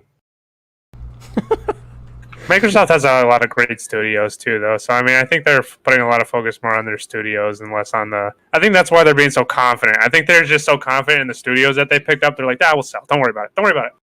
We'll be all right. Yeah, that's actually true. Will they actually make like a Pokemon Go for Xbox? Speaking of games, can we talk about Flight Simulator? Let's talk about Flight Simulator, because I heard that it wasn't running well, and that's ridiculous. Yeah, so, who here besides myself has tried that game? Is it just me? Just you, honey. I think it's just you. All right, so, there's a lot of people. So my chat is majority of my chat anyway, has probably watched the videos I posted on launch day. That game, ahead of its time, technically speaking. We talked about this earlier, DankVibez, if they released that game just a few months from now, I know people would probably be angry about it, but they would actually have graphics cards available that can handle it to the extent that you should be able to handle it and get the full fidelity out of the game, which is one of the amazing selling points of the game, is just the vistas that you see. Right. And on a 1660 Ti, which has Never had an issue running any single game ever, besides unoptimized games, which isn't at the fault of the hardware, it's at the fault of the software at that point.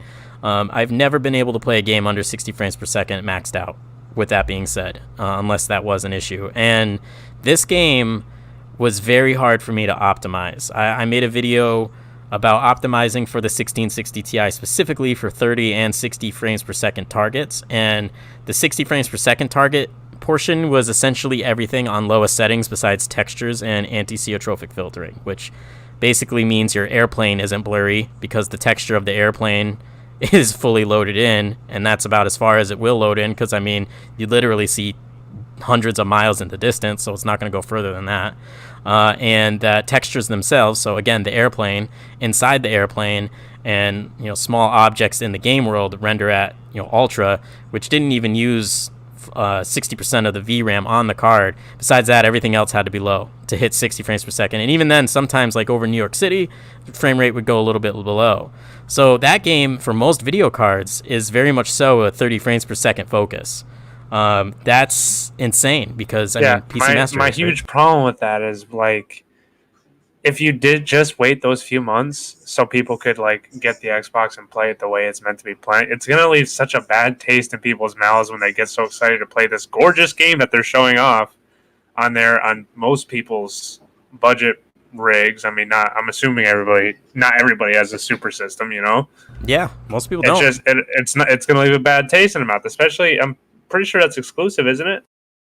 Yeah, so it's on PC, Game Pass, day one, of course, and when the Series X launches, I believe it will be a launch title, although I haven't looked into that, don't quote me. The only thing I've heard about Series X is they've said, air quotes, that the game looks and runs like a dream on the Series X. Now, like, what does that mean? High or ultra settings, 60 frames per second, or 30? Because, like, I mean, I've seen 2080 Ti's try to run this game, and they're getting, they can ultra the game out, but they're not getting like 100 frames per second like you would expect a $1,300 graphics card to be able to provide to you. So yeah, this game definitely should have waited a few months so that way people could take full advantage of it day one.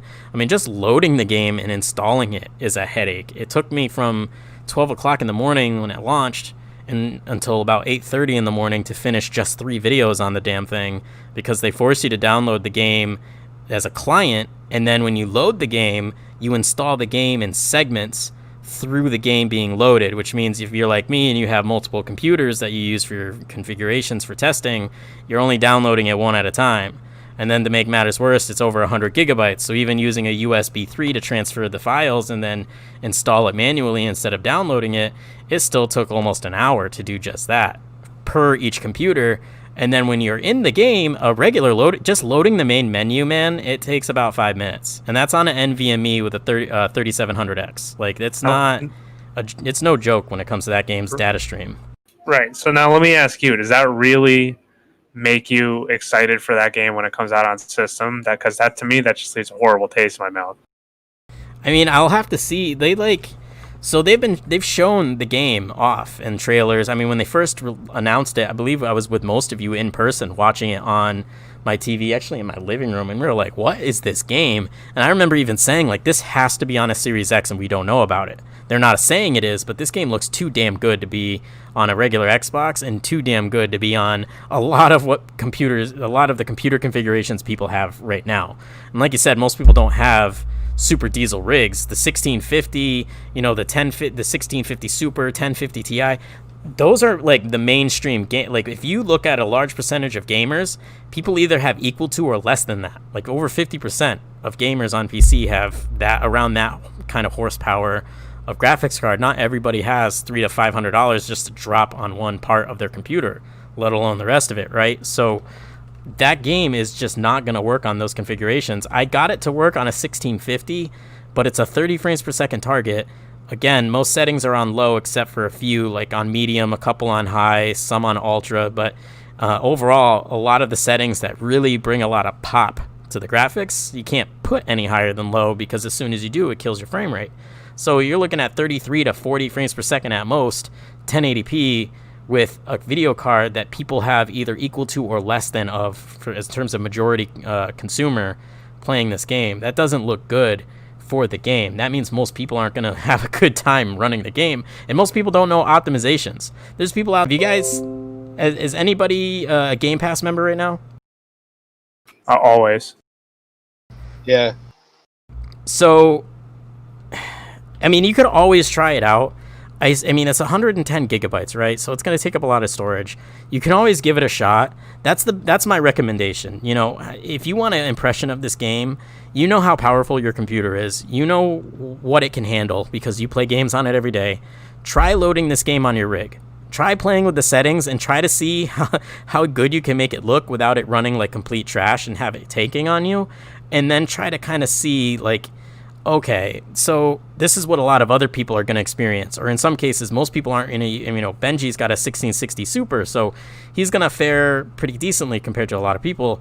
Imagine, Benji, other people having a less experience than whatever you experience. So if you have a bad experience, imagine most people having a worse off experience than that. It just doesn't look good. So I think we have no choice but to enjoy that game the way it was supposed to be, like in September, October, November, when these new graphics cards come out and we have a Series X to play it on. I think at the end of the day, it's just going to fall down to that. Yeah, I think, yeah, absolutely agree. And I mean, so the next studio I want to bring up, I have a vendetta against this studio. All right, like I have a personal. I'll talk about why in a minute. Sega is also going to be at this event. Now, what are people thinking when they hear the name Sega? You know about my boy Sonic. Yes, Sonic. So, okay, in the chat, let's see if we have a lot of some diehard Sonic Adventure fans. I know Starched, you love yourself some Sonic Adventure. I know we got a couple people. DankVibez, you love yourself some Chow Garden, brother. Sonic Adventure, in my opinion, the first and second ones, two best 3D Sonic games. For sure. Yeah, sure. Absolutely. Mm-hmm.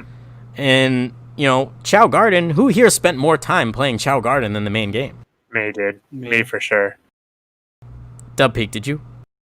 My brother did. Me, no. But my cousin, he owns two, and I think he might have the most hours played in history on that game. He still plays it like now. Yeah, it's that. Okay, so that's a testament. How many Sonic games have come out since then? And you're still playing the game from 2002, 2003. You're still playing it. Those chows instead are of any of the. They're so addicting. Are so addicting. So you know, I don't think of a lot of other games when I hear Sega. And I mean, if there's any other gamers in the chat that are fans with the other types of Sega games, you know, they got that Phantasy Star game coming out soon. They'll probably talk about that, but I'm thinking a Sonic Adventure remake could possibly be announced. Now, I don't bet on it. Like at this point, don't even expect it. But I'm at this point thinking they might do that because over the last 2 years, they've been talking about, you know, do you guys want to see Chow Garden return? And the fans went crazy. Like they did it at a convention, and somebody was like, I keep telling the directors to bring Chow Garden back. So can you guys please help me out? Who wants Char Garden? I can't speak today. Char Garden to come back. And the whole entire room, the whole stadium just went nuts. And then they went on Twitter like a couple months later and they posted a tweet saying, what's one feature you wish to return back to Sonic Adventure? And there's 4 options. All 3 trash except for the 4th, which was Chow Garden. Guess what won by almost a unanimous vote? It was like 89% of voters, of the tens of thousands of voters, Chow Garden. So they know we want it. They've been saying it, and they've been teasing it. They've been showing. They made a Chow in Space, which was a little anime. And so I don't know if you guys seen this in the Sonic Adventure 2 games, but it was like posters all over the place, and it was called Chow's in Space. It was like this cool little, kind of just funny little add-on to the game. And they actually finished an entire animated series for Chow's in Space. So I think they might bring it back in some form. And the reason why I say Sonic Adventure Remake is because they made a remade version of Central Station, that theme song for Central Station, or what was it, Station Square. If I'm incorrect on the name, definitely correct me, but there was a remade version of that theme like about 5-6 months ago, and the people went crazy. Like, people liked it up and down. It was shared all over the place. It got so many views. People speculated Sonic Adventure is going to be remade. They even said it should have already been announced, but of course Corona has pushed everything back for so many different people and game developers. So there is a chance that we might see something Sonic Adventure related, you know, this coming week, next Friday. Now, again, don't expect it. I'm saying it out of high hopes and based off of like what I've seen. Nobody is even really talking about it. Yeah, that'll be hyped, to be honest. That would be pretty hyped. I mean, Starched, what would you do, right? Like they say Sonic Adventure remake, Chow Garden's back, blah blah. Like, what you gonna soil yourself? Yeah, I'd sit on my thumb. Swear to God. No, give me a new You Super know what they Monkey need Ball. to bring back? You know what the Sega needs to bring back? Yes, Power Monkey Ball. Stone. Power Stone. Anybody play that on the Dreamcast? I have not, honestly, but Dreamcast is an OG. Oh my god, that game is a classic, and they stopped it at Power Stone 2, and they need to make a Power Stone 3 because that game it's like a fighting game, but you get these like gems, and it powers up your character, like kind of like upgrades it, and then you just beat the shit out of each other. That actually sounds pretty dope. See, why are they making such great games in our past? Why are they coming up with great ass ideas and then these days they're just executing on nonsense? I don't know, man. I'm so hopeful for the future, but at the same time, I always remember how great our past was. Like, so many great titles we've grown up. Do you guys ever just wish you could replay a game again like it was your first time all over? Absolutely. Pokemon. Pokemon would be Half-Life. my first one. Fallout, Witcher. 3D. Every game you all just said is just on so high on that list. It's just, and sometimes I replay a game just to try to get that feeling again. Of course, it's never the same. Yeah. Oh my God, to play Skyrim again for the first time. Wow. Just get lost in it all over again. You know what I mean? And I mods help with that to some extent, but there's only so much. Just nothing better than. That's the thing. Video games are like about moments, you know? So like all those moments are unique in their own ways. So that's what I really hope we get some new, like that's why I'm so excited for projects like Avowed that look like fresh, you know? I want to see new stuff. Hell yeah. Even if it's a more revamped, better version of a combination of Right. like Skyrim and Lord of the Rings combined Right. into one, like bring us that formula, because each game individually was dope. So when you combine the two, those two have a baby. Game of the year? Like, it could be. Absolutely. Could be. So, I mean, everybody here, hopefully Sonic gets revealed. Otherwise, I think Sega, like, just really nothing to be excited about, at least in terms of, like, personal opinion. Luigi's Haunted Mansion 3 Dark Moon. I mean, hell, like, Luigi's Mansion was actually pretty. I don't know if anybody's played the newest one, but such a good game, especially with co-op. We don't talk about Nintendo a lot on this channel. We should probably change that up because we're not like a specific platform kind of channel. By the way, I'm a huge Nintendo fan too. Yeah, I mean, Absolutely. Nintendo is always killing it. And shout out to Pikmin 3 Deluxe coming to Nintendo Switch October 30th. Can't wait for that. Cannot wait for that at all. Also, wait a second. Now that Nintendo's brought up on the I'm going to interject real quick, especially because DubPeak and I and a couple other people, super big fans of Mario Sunshine, we might get a Mario Sunshine remaster announcement within the next week. Yes, How sir. exciting is that? It might include Mario 64 remastered, Super Sunshine remastered, and then honestly, I never played Galaxies, but that's also remastered in there as well, and it's going to be like an anniversary collection. Who's heard about this? DubPeak, did you hear about that? Sounded like you heard about it before. Yeah, I did, and I recently on my channel I did a video on Mario Sunshine. I wanted to wait until the remaster, but I couldn't. I just wanted to play it like right then. But yeah, if they do a remaster, I think that would do really great. I think that's their best Mario game, like I said earlier. Even though a lot of times, like DankVibez was saying, when a new idea comes out and it doesn't do as well, I think some of their best games, like Star Fox Adventures, Mario Sunshine, the newest Breath of the Wild for Zelda, it's a lot different than the originals, but I think those are like their best games in those series, respectively. Oh, absolutely agree with that. What about Donkey Kong? I mean, Donkey Kong. Wait. It depends on which Donkey. There's a lot of good Donkey Kong games, but there's a couple that I was just nah. I did a video on Donkey Kong Jungle Beat. That game. I watched that. That game. Yeah, I've seen that. That game is fire. That's the one where you get the drums, right? I have the drums. Yes. Yeah, that game was so good. Arctic Gamer, did I hear a no there? Did I hear a no? Yeah, that's parody. Wait, what'd I say? You said You no said earlier. Luigi. Oh, the Luigi's Mansion? Yeah. Yeah, Arctic Gamer, I think you're going to have to report his channel. I might get it. No, just kidding. Did they ever make a Donkey Kong Country 2? I'm not sure. I thought they because if not, they need to, because that game was really good. I want them to play do a Castlevania or Double Dragon. I think there actually is a Castlevania in the works, but don't quote me on that. I might only get a Switch to play Breath of the Wild, says Arctic Gamer. Second Breath of the Wild is supposed to be announced also soon as well. I know Nintendo's investors were a little annoyed with them because they didn't have a lot to show for, but I mean, again, take that with a grain of salt. That's only rumors from insiders, but we could be seeing the second one, more details on that, and the first one, of course, worth buying a Switch by itself. A lot of people would agree. Yeah, the first one was a 10 out of 10 easily. Yeah. A masterpiece. It's a masterpiece. Starched is peer pressuring me to report the channel. Hey man, if we have to riot on Parody Paradise, we'll riot on Parody Paradise. Like, we're on board for it. No, leave me alone. Leave me alone. I mean, you're over there playing Fallout 76, chewing on your toenails, while the rest of us are over here trying to. Dude, that's such a good game. No, I want them to bring back GoldenEye from N64. Oh my god, I'm so glad you brought that up. There was a fan-made remaster of the entire game with a massive amount of upgrades on the Unreal Engine. It looked so good. And there was a cease and desist order against it. They were almost done with the game. What? It's been a small team creating the game for years. They recreated the sounds. They recreated all assets. Again, Unreal Engine. It looks so good. And then did they make Oddjob still broken? I'm not sure about multiplayer, but it was definitely for the single player. That was the only character I played. His karate chop, one hit kill all day. Yeah, it was busted. We need that. We need Turok back.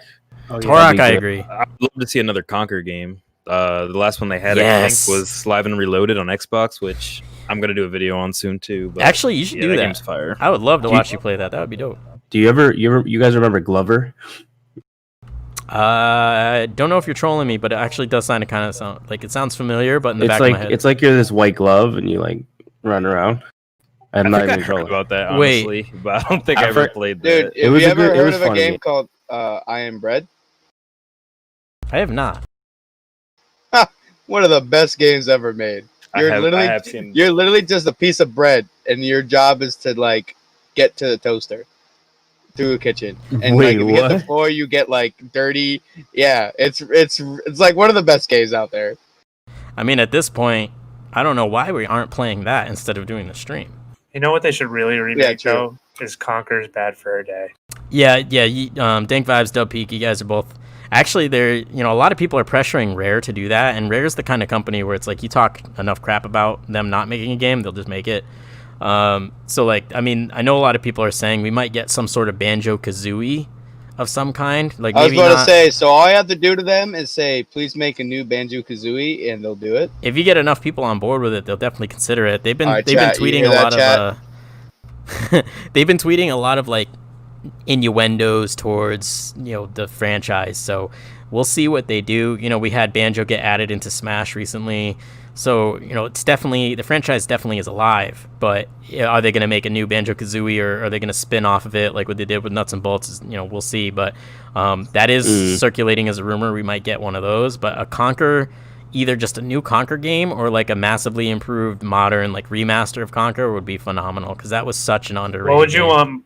Yeah, right. What would you want first, Conker or Banjo? Ooh, that's a tough one. I'm going Banjo. Conker, I think. Because Conker had Banjo multiplayer, which was fire. The multiplayer was fire, too. That is true. That's actually one of the hardest questions I've received today. Honestly, that's really hard. What if they did a Banjo Mario Party style? I could see it. I mean, they did a Banjo racing game to kind of copy the Diddy Kong was the name, but Banjo was in there. I don't think that was it. Diddy Kong was the best racer. That was such a good game. Diddy Kong Racing was Diddy Kong Racing was good, Diddy but Kong Racing was the best. I can't go with CTR. What about Star Wars Racer? I mean, that was good too. Pod Racer? Star Wars Pod Racer? Yeah, that's the best racing game Oh my of all god, we're time. getting nostalgic. Don't get me This wrong. turned into a nostalgic stream real quick, but I'm liking honestly, it. if we're sticking with racing, the best racing game I've ever played, was I forget what Racing. arcade it was, but it was Daytona 500. It was Diddy Kong Racing for sure. The theme song Midnight Club for Dub that Edition was the best theme song I've ever heard in any game. No love for Kirby's Air Ride. Oh my Kirby's Air god! Ride was fire, but it wasn't Last Diddy Kong week, Racing. I played that game literally last week with my sister. You should make a Love video that on game. that too. We were thinking about it, then we were like, "Wait, this game sucks." Oh no. Got him. Oh, no. Yeah, I was just gonna say. At Oh the same, no. I was like, "Oh man, that game's so good." We used to play it all the time, with my cousins, and then we played it, and I was like, "This game's not good." Midnight Club Dub Edition. I forgot about Yes. I had that for PS2. It's my My brother and I would game. play that all the McLaren. time, and we would just do jumps, just like different stunts. That or like Burnout Paradise. I like Burnout the games where like you fall out of the car and it goes in slow motion, shows your body just So like many hit a good wall. games. I think we really started digging deep into nostalgia because we brought up the topic about how new games just, for the most part, aren't fulfilling the role that old games did when it came to just that unique, always remember, can't get it out of your head. It'll come back from It's time to about the time in your moments. memory. Yeah, it's just all about the moments. Ferganobi on fire with some good references in terms of nostalgic games. I just appreciate remembering, honestly. If you look up Diddy Kong Racing Island Snowflake Mountains song, it'll blow your brain. Like this song brought me back like so many years. There's so many. I mean, like, what was it? That water level in Mario 64. Y'all know what I'm talking about with the giant eel in there. Like, just the song. That song alone just will light me up. Clean his teeth, yeah. With the That song bummed me out, man. with the Snow clean Mountain. Steve. The Arctic Gamer says Rockstar should buy Lego City undercover and revamp it. Lego City is way better than GTA 5. Hey, I played Lego City. I'm not gonna lie, it was a pretty fun game. Can you imagine like a rated M City, Lego bro. City? I mean, I don't know how it'd be rated M, but you never know. Have some Lego strippers or something. Who the hell knows? But that game would. Yo, my god. Well, now you're just talking about Roblox. Damn. Got him. No, that's VR chat. Double got him. All right, hold on. Where's my We're gonna StarCraft? move along. Oh, that's Starched. That's nice right up segue. Starched. Yeah, I know. I'm just listening to all Diddy Kong Racing music. Might as well, man. It's so worth it. I think I'm gonna, after the stream's over, I'm just gonna kick it back, listen to some OG music. But StarCraft, that's up Starched alley. That's really his main franchise. I didn't play that game too much. But the next studio I want to talk about, we only have a couple more studios before we go into our outro and finish up the stream for the night. But EA is going to be shown Parody Paradise. You said Battlefield earlier. Kind of want to make you happy here by saying Battlefield is actually likely to be shown. They've been saying it was going to be Yes. announced over the last few months, if any times to do it. I mean, EA doesn't have any other shows coming up. They did their EA Play. So this is really all they got in the near future. So I want to say you'll see it. A lot of good news with the new Battlefield. It will be next-gen focused, so that means they're probably not going to create it on Xbox One X or PS4, which means no being held back by previous generations, which means new software and hardware Nice. features that are only capable on next-gen hardware will be in full effect. And one of those features that I want to talk about is the AI simulation through direct machine learning, if you are on a console, and the big Navi cards, or the DLSS, which got brought up earlier if you're on an NVIDIA card. And, with the upgrade in CPU power, especially on the consoles, this is one of the things that we were held back with last generation that a lot of people didn't even realize because they don't know the technical portion of a game. They think graphics is everything and that's it. But the CPU is actually a big deal because consoles couldn't get full potential last gen because of how weak they were. And this generation, that weakness is gone. There's no bottleneck there at all to begin with. And as a result, consoles aren't going to hold back PCs in any regard, ever. And they're going to take advantage of new things. And AI simulation is going to be massive scale. They've already talked about this. DICE themselves have said this almost exactly, that AI simulation will be on an unknown level. And what they mean by that is, most Battlefield games, recently Battlefield 5 and Battlefield 1, you had background combat, like in the distance, there was little firefights going on. Battlefield 5, you would see like dozens of AI running up a mountain, fighting dozens of other AI, and they weren't like, you couldn't interact with them. You couldn't even shoot them. They were kind of farther away, and all they would do is just run at each other, shoot terribly, and miss. but somehow end up dying, and they would just keep recycling. And it just simulated a larger scale war zone than what a 32 versus 32 64 player total map could present to you. And not only are we able to get more players in games now because consoles have enhanced on their CPU, we're talking rumors of 128 players on the next Battlefield, but you're going to get hundreds of AI on the field at the same time that actually have AI controlled through DLSS on NVIDIA cards and through direct machine learning on consoles that are able to actually take cover, actually respond to their environment, actually respond to you. Now, whether that means they're running around the same game world as you, like in Battlefront, and we're talking OG Battlefront, who knows if that's what they mean, but distance simulation, that's definitely a thing that we're going to see. So that's going to be a huge advantage when it comes to, like, I guess you could say, that bringing a player into a world and sucking you in and leaving little to be seen in the outside realm of what the game is presenting to you. And what I mean by that is there's no silly, stupid little thing happening in the game that's just, okay, this is a game. That developer didn't see this. Are you kidding me? Like, that's going to be way less noticed in games like that. Like, I mean, imagine a game where you and a team of 63 other players, right, are going up against 64 others, and you also have like 300 AI on each side going at it as well. Like, imagine that for a second. Imagine what the chaos would look like with that. With 3D audio, ray traced audio, with ray tracing in general, 4K 60 frames per second. Just imagine that for a second in your heads. How chaotic that would be. Well, I mean, based on how much fun we have with Battlefront, I mean, that sounds like a blast. As long as I get to play with everybody. That's one of those examples where you get to play with everybody, you know? We always complain about you can't do that with any games nowadays. That's that one. Exactly. And I am a huge Battlefield fan. I know Parody is as well. I don't know if anybody else here is, but just hearing that alone got me super excited. Ferganobi says, Parody Paradise, you can't even beat Rock. You like a hurricane on easy. Parody, you got to make a video or else I believe Ferganobi. You can't beat that on easy, man. No, me and him played one time at his house, and I got 100%, and he hit everything wrong. He's upset right now. You get everything wrong? Yeah, I don't know if he was playing with his feet or not, but it was pretty scary. The Arctic Gamer says, imagine watching the stream and not bullying Parody. Oh, no. Right.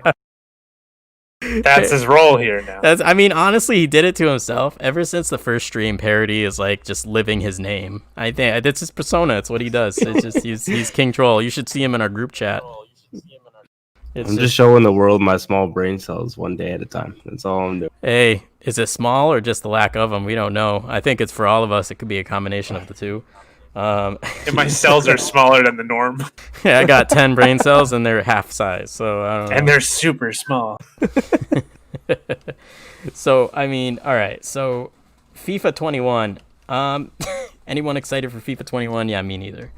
Yeah, we talked about that last week.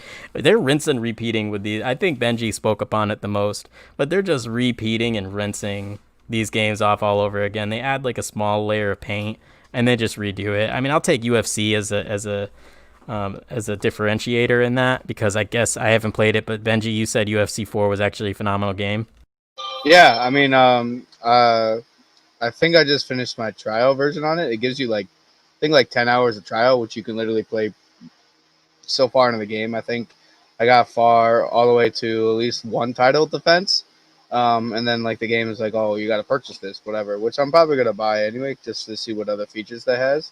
But yeah, I absolutely loved it. I think they could have done a little bit more because like they showed that like in some scenes that like you can have like, you know, the weigh-ins and stuff like that. I wish they brought that into the story mode because it actually has a legit story mode this time.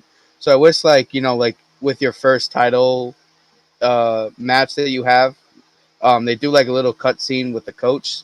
Not to spoil anything, but they do a little cutscene. The coach is like, oh, you know, this is your first title fight, blah, blah, whatever. I wish they did more of like what it would actually be like hype wise through like an actual UFC event. Like you do a press conference, you do the weigh-ins, you do the whole standoff thing, and then you go and like do the fight. Like I wish they added that stuff into the game, which I'm kind of upset about because they show it a lot throughout like the loading screens going into the fights. they show a lot of those press conferences, but you don't actually really physically do one yourself, which is kind of a downfall. But otherwise, like this is one of their best ones they made in a while. So you think EA is doing the right thing right now? Like they're kind of changing face a little bit. They've gotten so much heat. They said, "Hey, we hate being the worst gaming company in the world. We hate people saying what's the worst game." All they need to do is just stop making Maddens, and they'll be fine. I mean, I guess that's one way to do it. I mean, anybody else try UFC 4, or is it just Benji? No, I haven't tried it. I played UFC 2 the most, and then I kind of fell off because, of course, it's an EA game. They're all the same. They're all the same. Boring.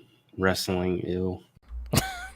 I mean, hey, if UFC 4 is getting good attention, and Benji's saying it's good, I'm like glad they're at least making progress in some aspects, because they do have a lot to answer for. They definitely changed the aspect of it. They basically, it's not just your typical fighting game now. Like now they have more cosmetics to it. So like you can like set up your fighter to be like, you could dress them up in different costumes and like fight like outside the UFC, like in a backyard or in like a tomb and stuff like that. And you can like fight with different costumes against other people and stuff. Okay. You know what? I don't think I would buy it for myself, but I would play it on somebody else's system. It does look fun. I mean, but I probably wouldn't buy it. Yeah, what happened? No, sorry. He said I wouldn't buy it. Oh yeah, I mean, well, no, that's definitely, there's games out there that just like it's not justifiable to spend the money on to buy, but it doesn't mean it's a bad game. It's just not a game that you can say, hey, I'm gonna spend $60 to own this because I don't think I'm gonna like it. For his new console ones. Yeah, $70 for new console games, right? Not all of them, but some of them are. Some sports games are 70, which is bad move. That maybe I should take back my comment about EA learning a lesson from before. But a lot of other games have announced that they're just going to be 60. They're not going to follow the same route, especially because digital sales are skyrocketing and they save about 15 to 20% when you buy a game digitally for the same price, because there's no publishing, no shipping, no the case, shipping it off, the building, printing the CD, etc. So they save a lot of money there. So they're like, hey, it evens out. We'll just same price it. It doesn't make sense to spend 70% of $100 to buy a new game. You buy 10 games a year. You buying $700 worth of games. Again, Game Pass, everybody. But yeah. So I mean, EA, I don't have any other expectations besides Battlefield, and they better provide a great trailer, because Battlefield 1, a lot of people's like, okay, Battlefield, no pun intended, Battlefield 1, the actual reveal versus Call of Duty, back in, a few years ago when that game was announced, and then Battlefield 5 was revealed a few years later, and everybody was like, this is garbage. This is like archaic garbage. I mean, you have people with metal arms, like synthetic arms in World War II era fighting in the world. Like, it just didn't make sense. And EA was like, hey, well, this game's about having fun and not about realism. And then everybody was just like turned off. So that was pretty much that. So they need to come back strong in a modern Battlefield, like Battlefield 4. I think they need to do it again. That was the best one. Rumor that we might see something about Star Wars. Not saying we'll see. Of course, there's not going to be a Battlefront 3 if they're working on a Battlefield 6. So, but there might be something other Star Wars news that we might see. Possibly a single player kind of game. I know they have Squadrons coming out, but there might be something else. We'll see about that. That rumor has been criticized. So, don't expect anything like that. The next studio I'm excited for is Ubisoft, and I think everybody can guess why. For wrestling? Wait, Far what? Cry. Far Cry, yeah. Yeah, man. You said wrestling? Yeah, Far Cry. Definitely. You said wrestling? I was trying to help Benji out. I love Far Cry. He said Far Cry. Far Cry 6, man. I'm telling you, this game, they've showed screenshots, okay? Like, they showed just a couple of screenshots running on the Series X, and holy crap, I'm just thoroughly impressed. And I've loved the Far Cry game since the very first one came out in 2000. And, it's been an up and down, battle when it comes to good games and bad game releases of Far Cry games over the years, but I will say mass majority of them I've loved or at least enjoyed. And this one looks like it's going to be their best one yet. Of course, it's the newest one. It should be. But I mean, like, they're taking everything that all the last ones had that made them great, and they're combining it into, like, this new landscape we haven't seen before. It just looks amazing. I cannot wait for that. Starched, thank you for the link. You can check it out right there. It looks amazing, and I cannot wait to play that game. I need to see gameplay of that game. I need to see it, like, as soon as possible. Is anybody else excited for that game? Any Far Cry fans in here? Yeah, my favorite Far Cry was the expansion to Far Cry 3, the Blood Dragon, where it's like all like 70s futuristic kind of like Terminators thing. I thought that was like the coolest thing I've ever saw. Yeah, I played the first Far Cry and I really enjoyed the third one. That was probably the last two that I like enjoyed. The last few haven't really been that like up to par, I think. And what do you think about Far Cry 2? What are your feelings on it? I actually want to. I had a comment on my long play channel to actually give Far Cry 2 a shot. And when I look back on it in hindsight, I actually, in my mind, I'm like, I want to like that game. But I don't know if it was just short temper back in the day. But when I played it when it first came out, I got pissed. Like the dealing with the malaria. The malaria and actually yes I actually think that's like the one game in my entire life out of all the games I've owned where I literally broke the disc because that game is terrible. Yeah, man, I cannot deal with constantly getting malaria. Dude. Like surges and I have to needle or drug up every 5 minutes. Bro, and you can only carry with 3. The Oregon Trail. Same way in Oregon Trail, man. My whole family kept dying of malaria, and I was like, I'm snapping the disc, and I'm like, I'm just gonna have to get Oregon Trail. Floppy disk. Like, I'm sitting in like middle school, and I'm like, I need a new disc because I just broke because my family died from malaria 4 times now. Like I just want to get to the part where they're all in the raft happy, and they just get to the end. Like I just you never see, get to that Oregon part. Trail was a great game. Don't get me wrong, but like Far Cry 2, it tweaked a new kind of nerve, right? Because your character is just itching himself and getting sick and dying and yellow visioned over malaria. You only have 3 vials in your package. It brought back like nightmares. It brought back nightmares when I was playing it. That's why I stopped playing Far Cry 2 because of that same reason. I was like, nope, I'm not going through this again. To make matters worse, though, you're getting shot at every 2 seconds. You're walking the plains, right? That great plain. You're looking at the exotic wildlife, and next thing you know, you have 5 militia trucks driving up on you with AKs just blowing you away. And then your character's just yellow eyes and all over the place, like turning into a demon, but it's really just malaria.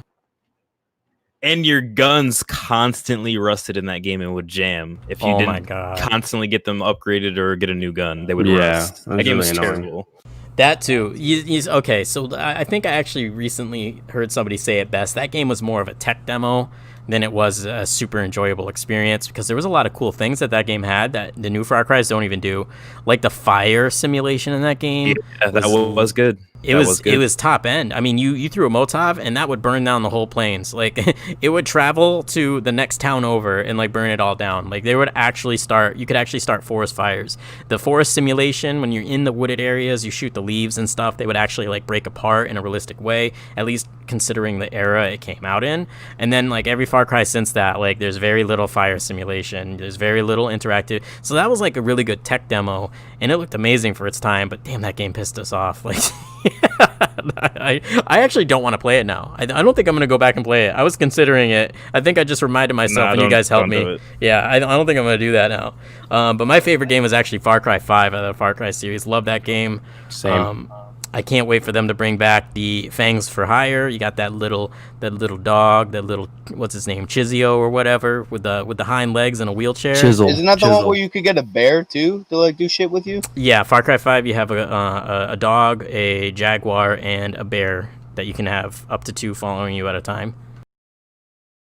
And then, of course, your regular... See, that's one thing about Far Cry 5 I like that they're bringing into the next one is there was like a tactical element. And this game isn't going to break you out of the storyline. That's what Far Cry 5 did terribly, is you get to a certain point in the game and they forced you out of the game world to take part in a story mission. Dub Peak, if you played the 5th one, you probably know what I'm talking about.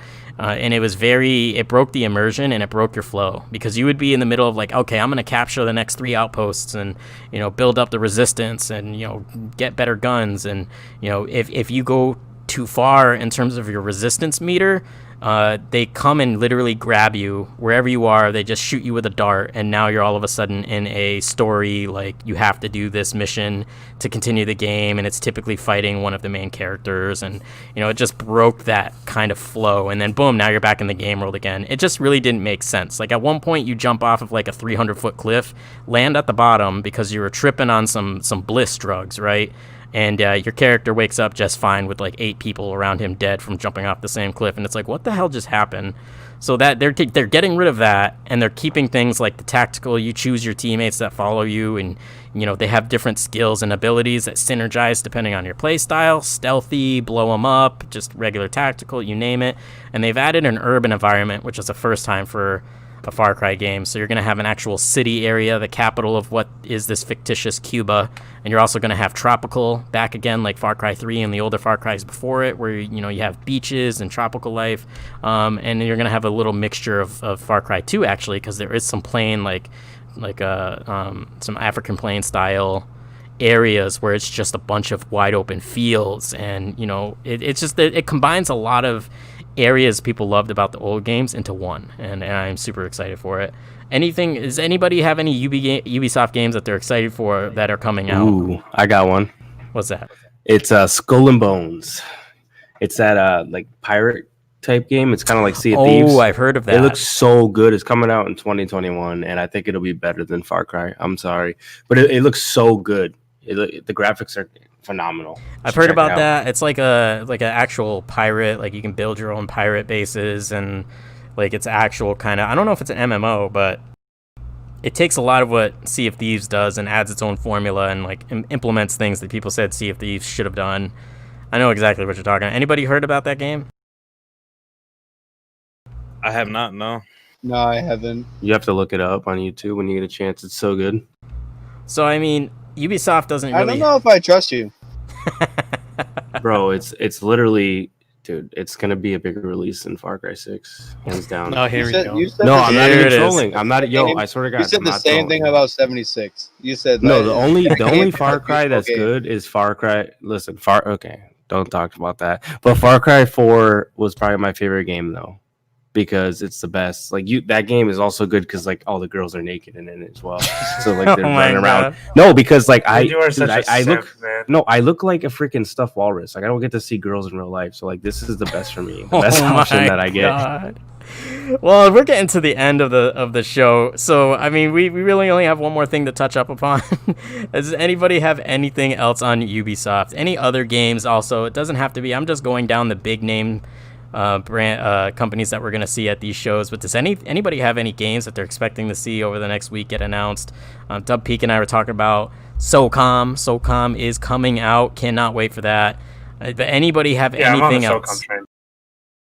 I'm on the SOCOM train for sure. Expecting more Assassin's Creed, right? Yeah, well, and Arctic Gamer even said they put the ass in Assassin's Creed twice. I love this man's comments. I hope you come back to every show. What do you mean, dude? Assassin's Creed Odyssey was actually like really good.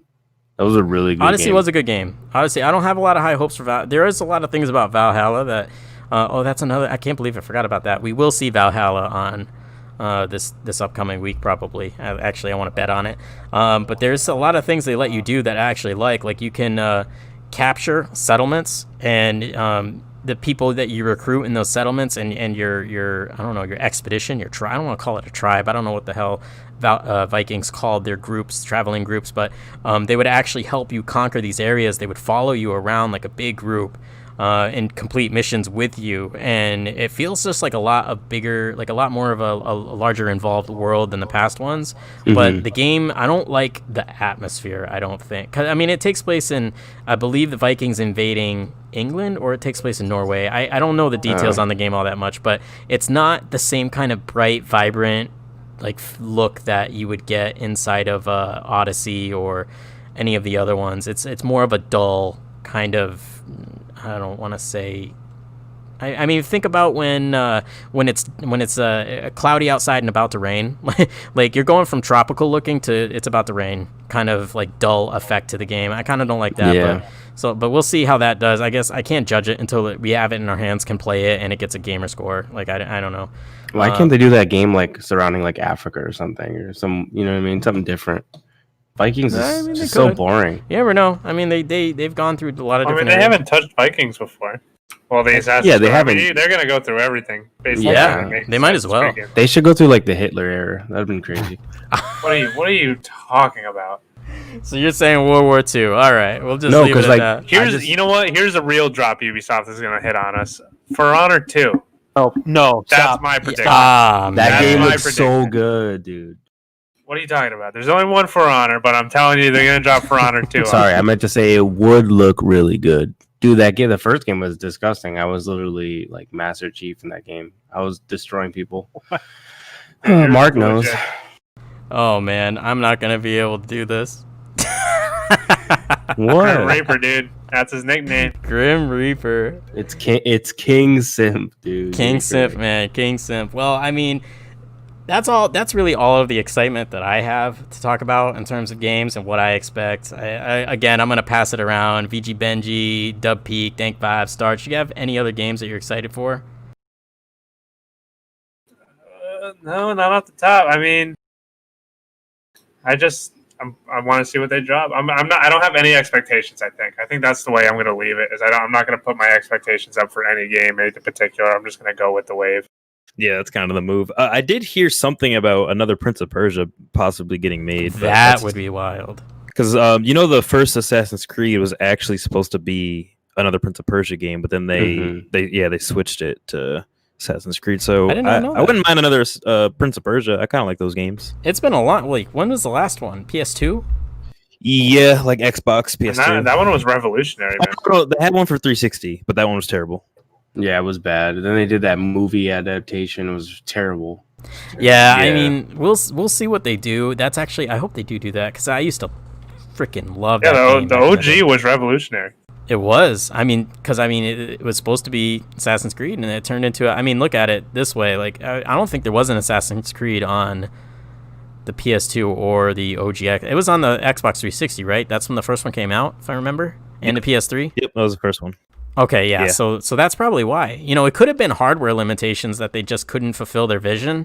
So they went with a different game altogether, and they morphed it into Prince of Persia, and then they actually made what they were looking for when they had the hardware to do it in the PS3 and 360. But that's actually amazing. I didn't know about that. I really hope they do that. How are you guys still live? What the F? Is this real? Yeah, man, we out here. Your stuff was bugging. Juice World joining the chat. Yeah, man, these streams usually go between an hour and a half to 2 hours long, typically. And we started. It's our favorite time. It's our favorite time of the week. Hell yeah! I just want to say before we start, doing an outro. This was by far one of our biggest streams. At one point in time, we had almost 40 people watching, which is almost double what we had on last week's stream, which was also a record breaker. And I want to say, I can't see the final number until the stream is over in archives, but based off the numbers I was seeing on my creator portal, we probably had somewhere in the ballpark of about 150 unique viewers.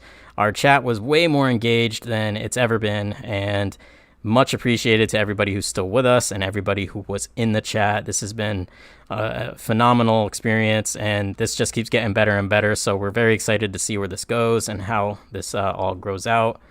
I'm pretty much just excited for Mass Effect. I hope we see Mass Effect next week and a couple of other games we talked about. And then that's all I got. Starch, do you have anything? Mainly Mass Effect. There's a new rumor, though, that it's going to be revealed and come out in October. I'm not sure about that, though.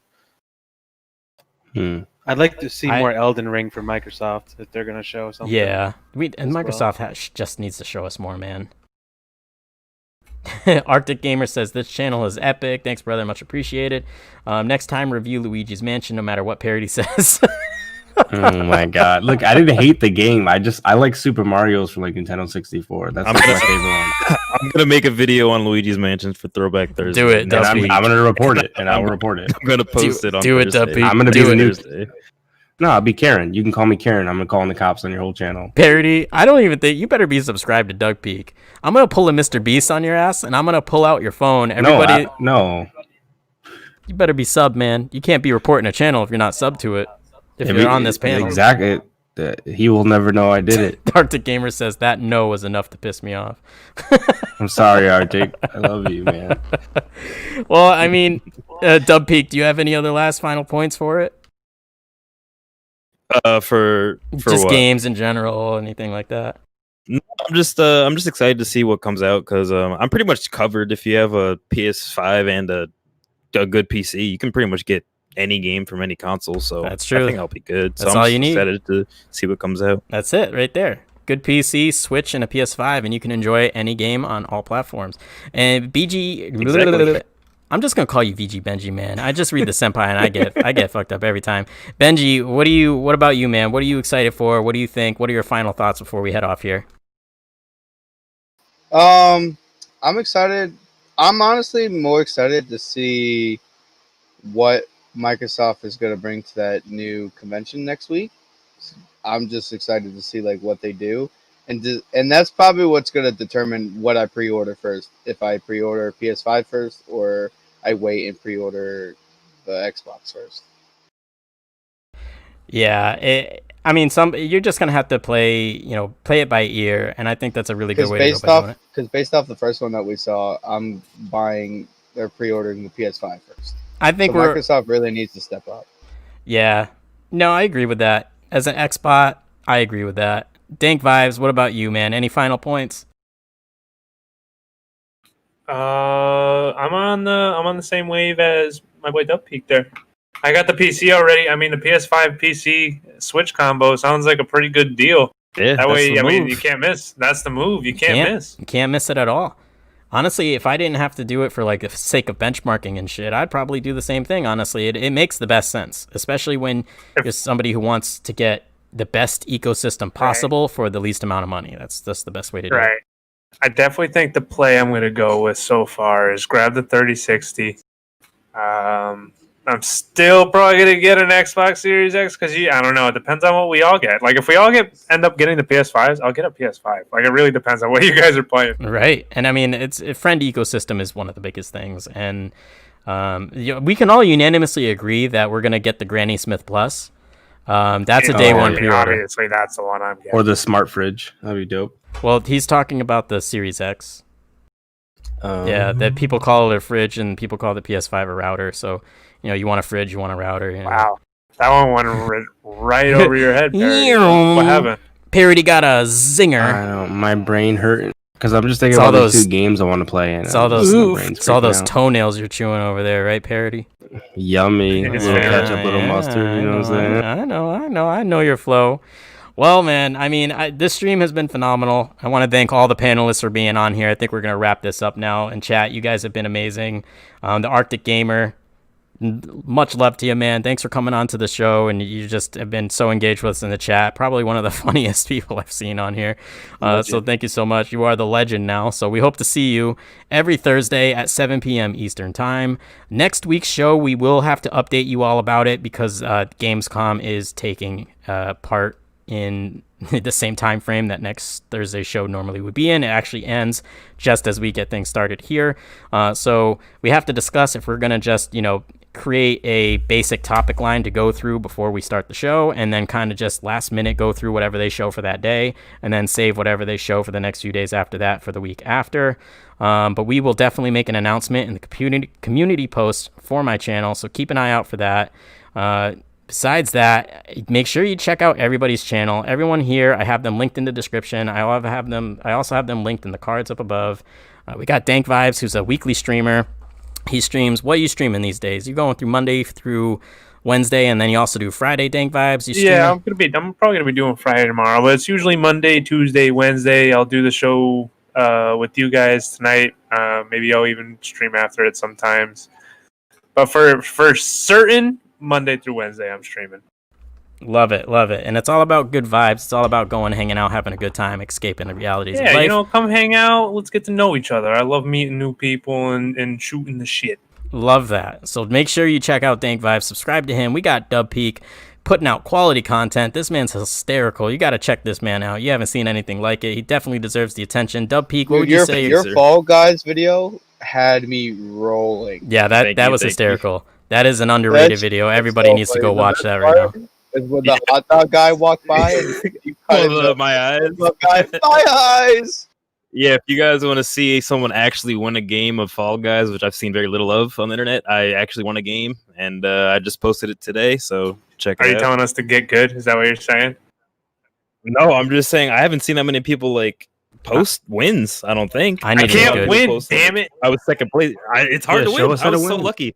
My first day playing, I was 40 minutes in, I won. It was crazy. It's just my jealousy talking. Don't listen to me. See, he's getting W's and doing it hysterically. So you need to go check this man out. Subscribe to his channel, hit that bell notification, and watch every damn thing he puts out because it's quality, it's hilarious, and honestly, what more could you want out of a gaming community? And then we got Parody Paradise. I'm sure you all can assume what kind of content he makes, right? Because look at his name and look at the way he is in this chat. This man creates music. He creates some bangers. I'm not gonna lie. He takes trending music, trending games, puts the two together in a parody, and also just makes general music. So it's a concoction for chaos, but check out Parody Paradise. He's in there as well.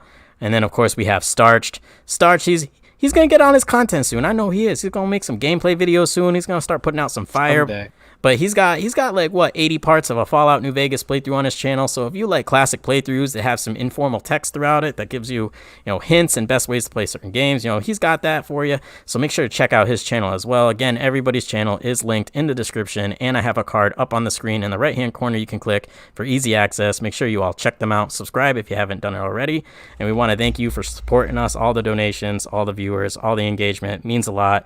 And we will see you all in the next stream next week at some time. I will let you know. Also, Parody, we got to send you a copy of Luigi's Mansion 3 Dark Moon. That's Orders of Arctic Gamer. Too bad. No. We are going to do it. It's going to happen. But have a great night, everybody. We will definitely reprimand Parody with some freaking Luigi's Mansion 3. Have a good night, y'all. Smith Plus.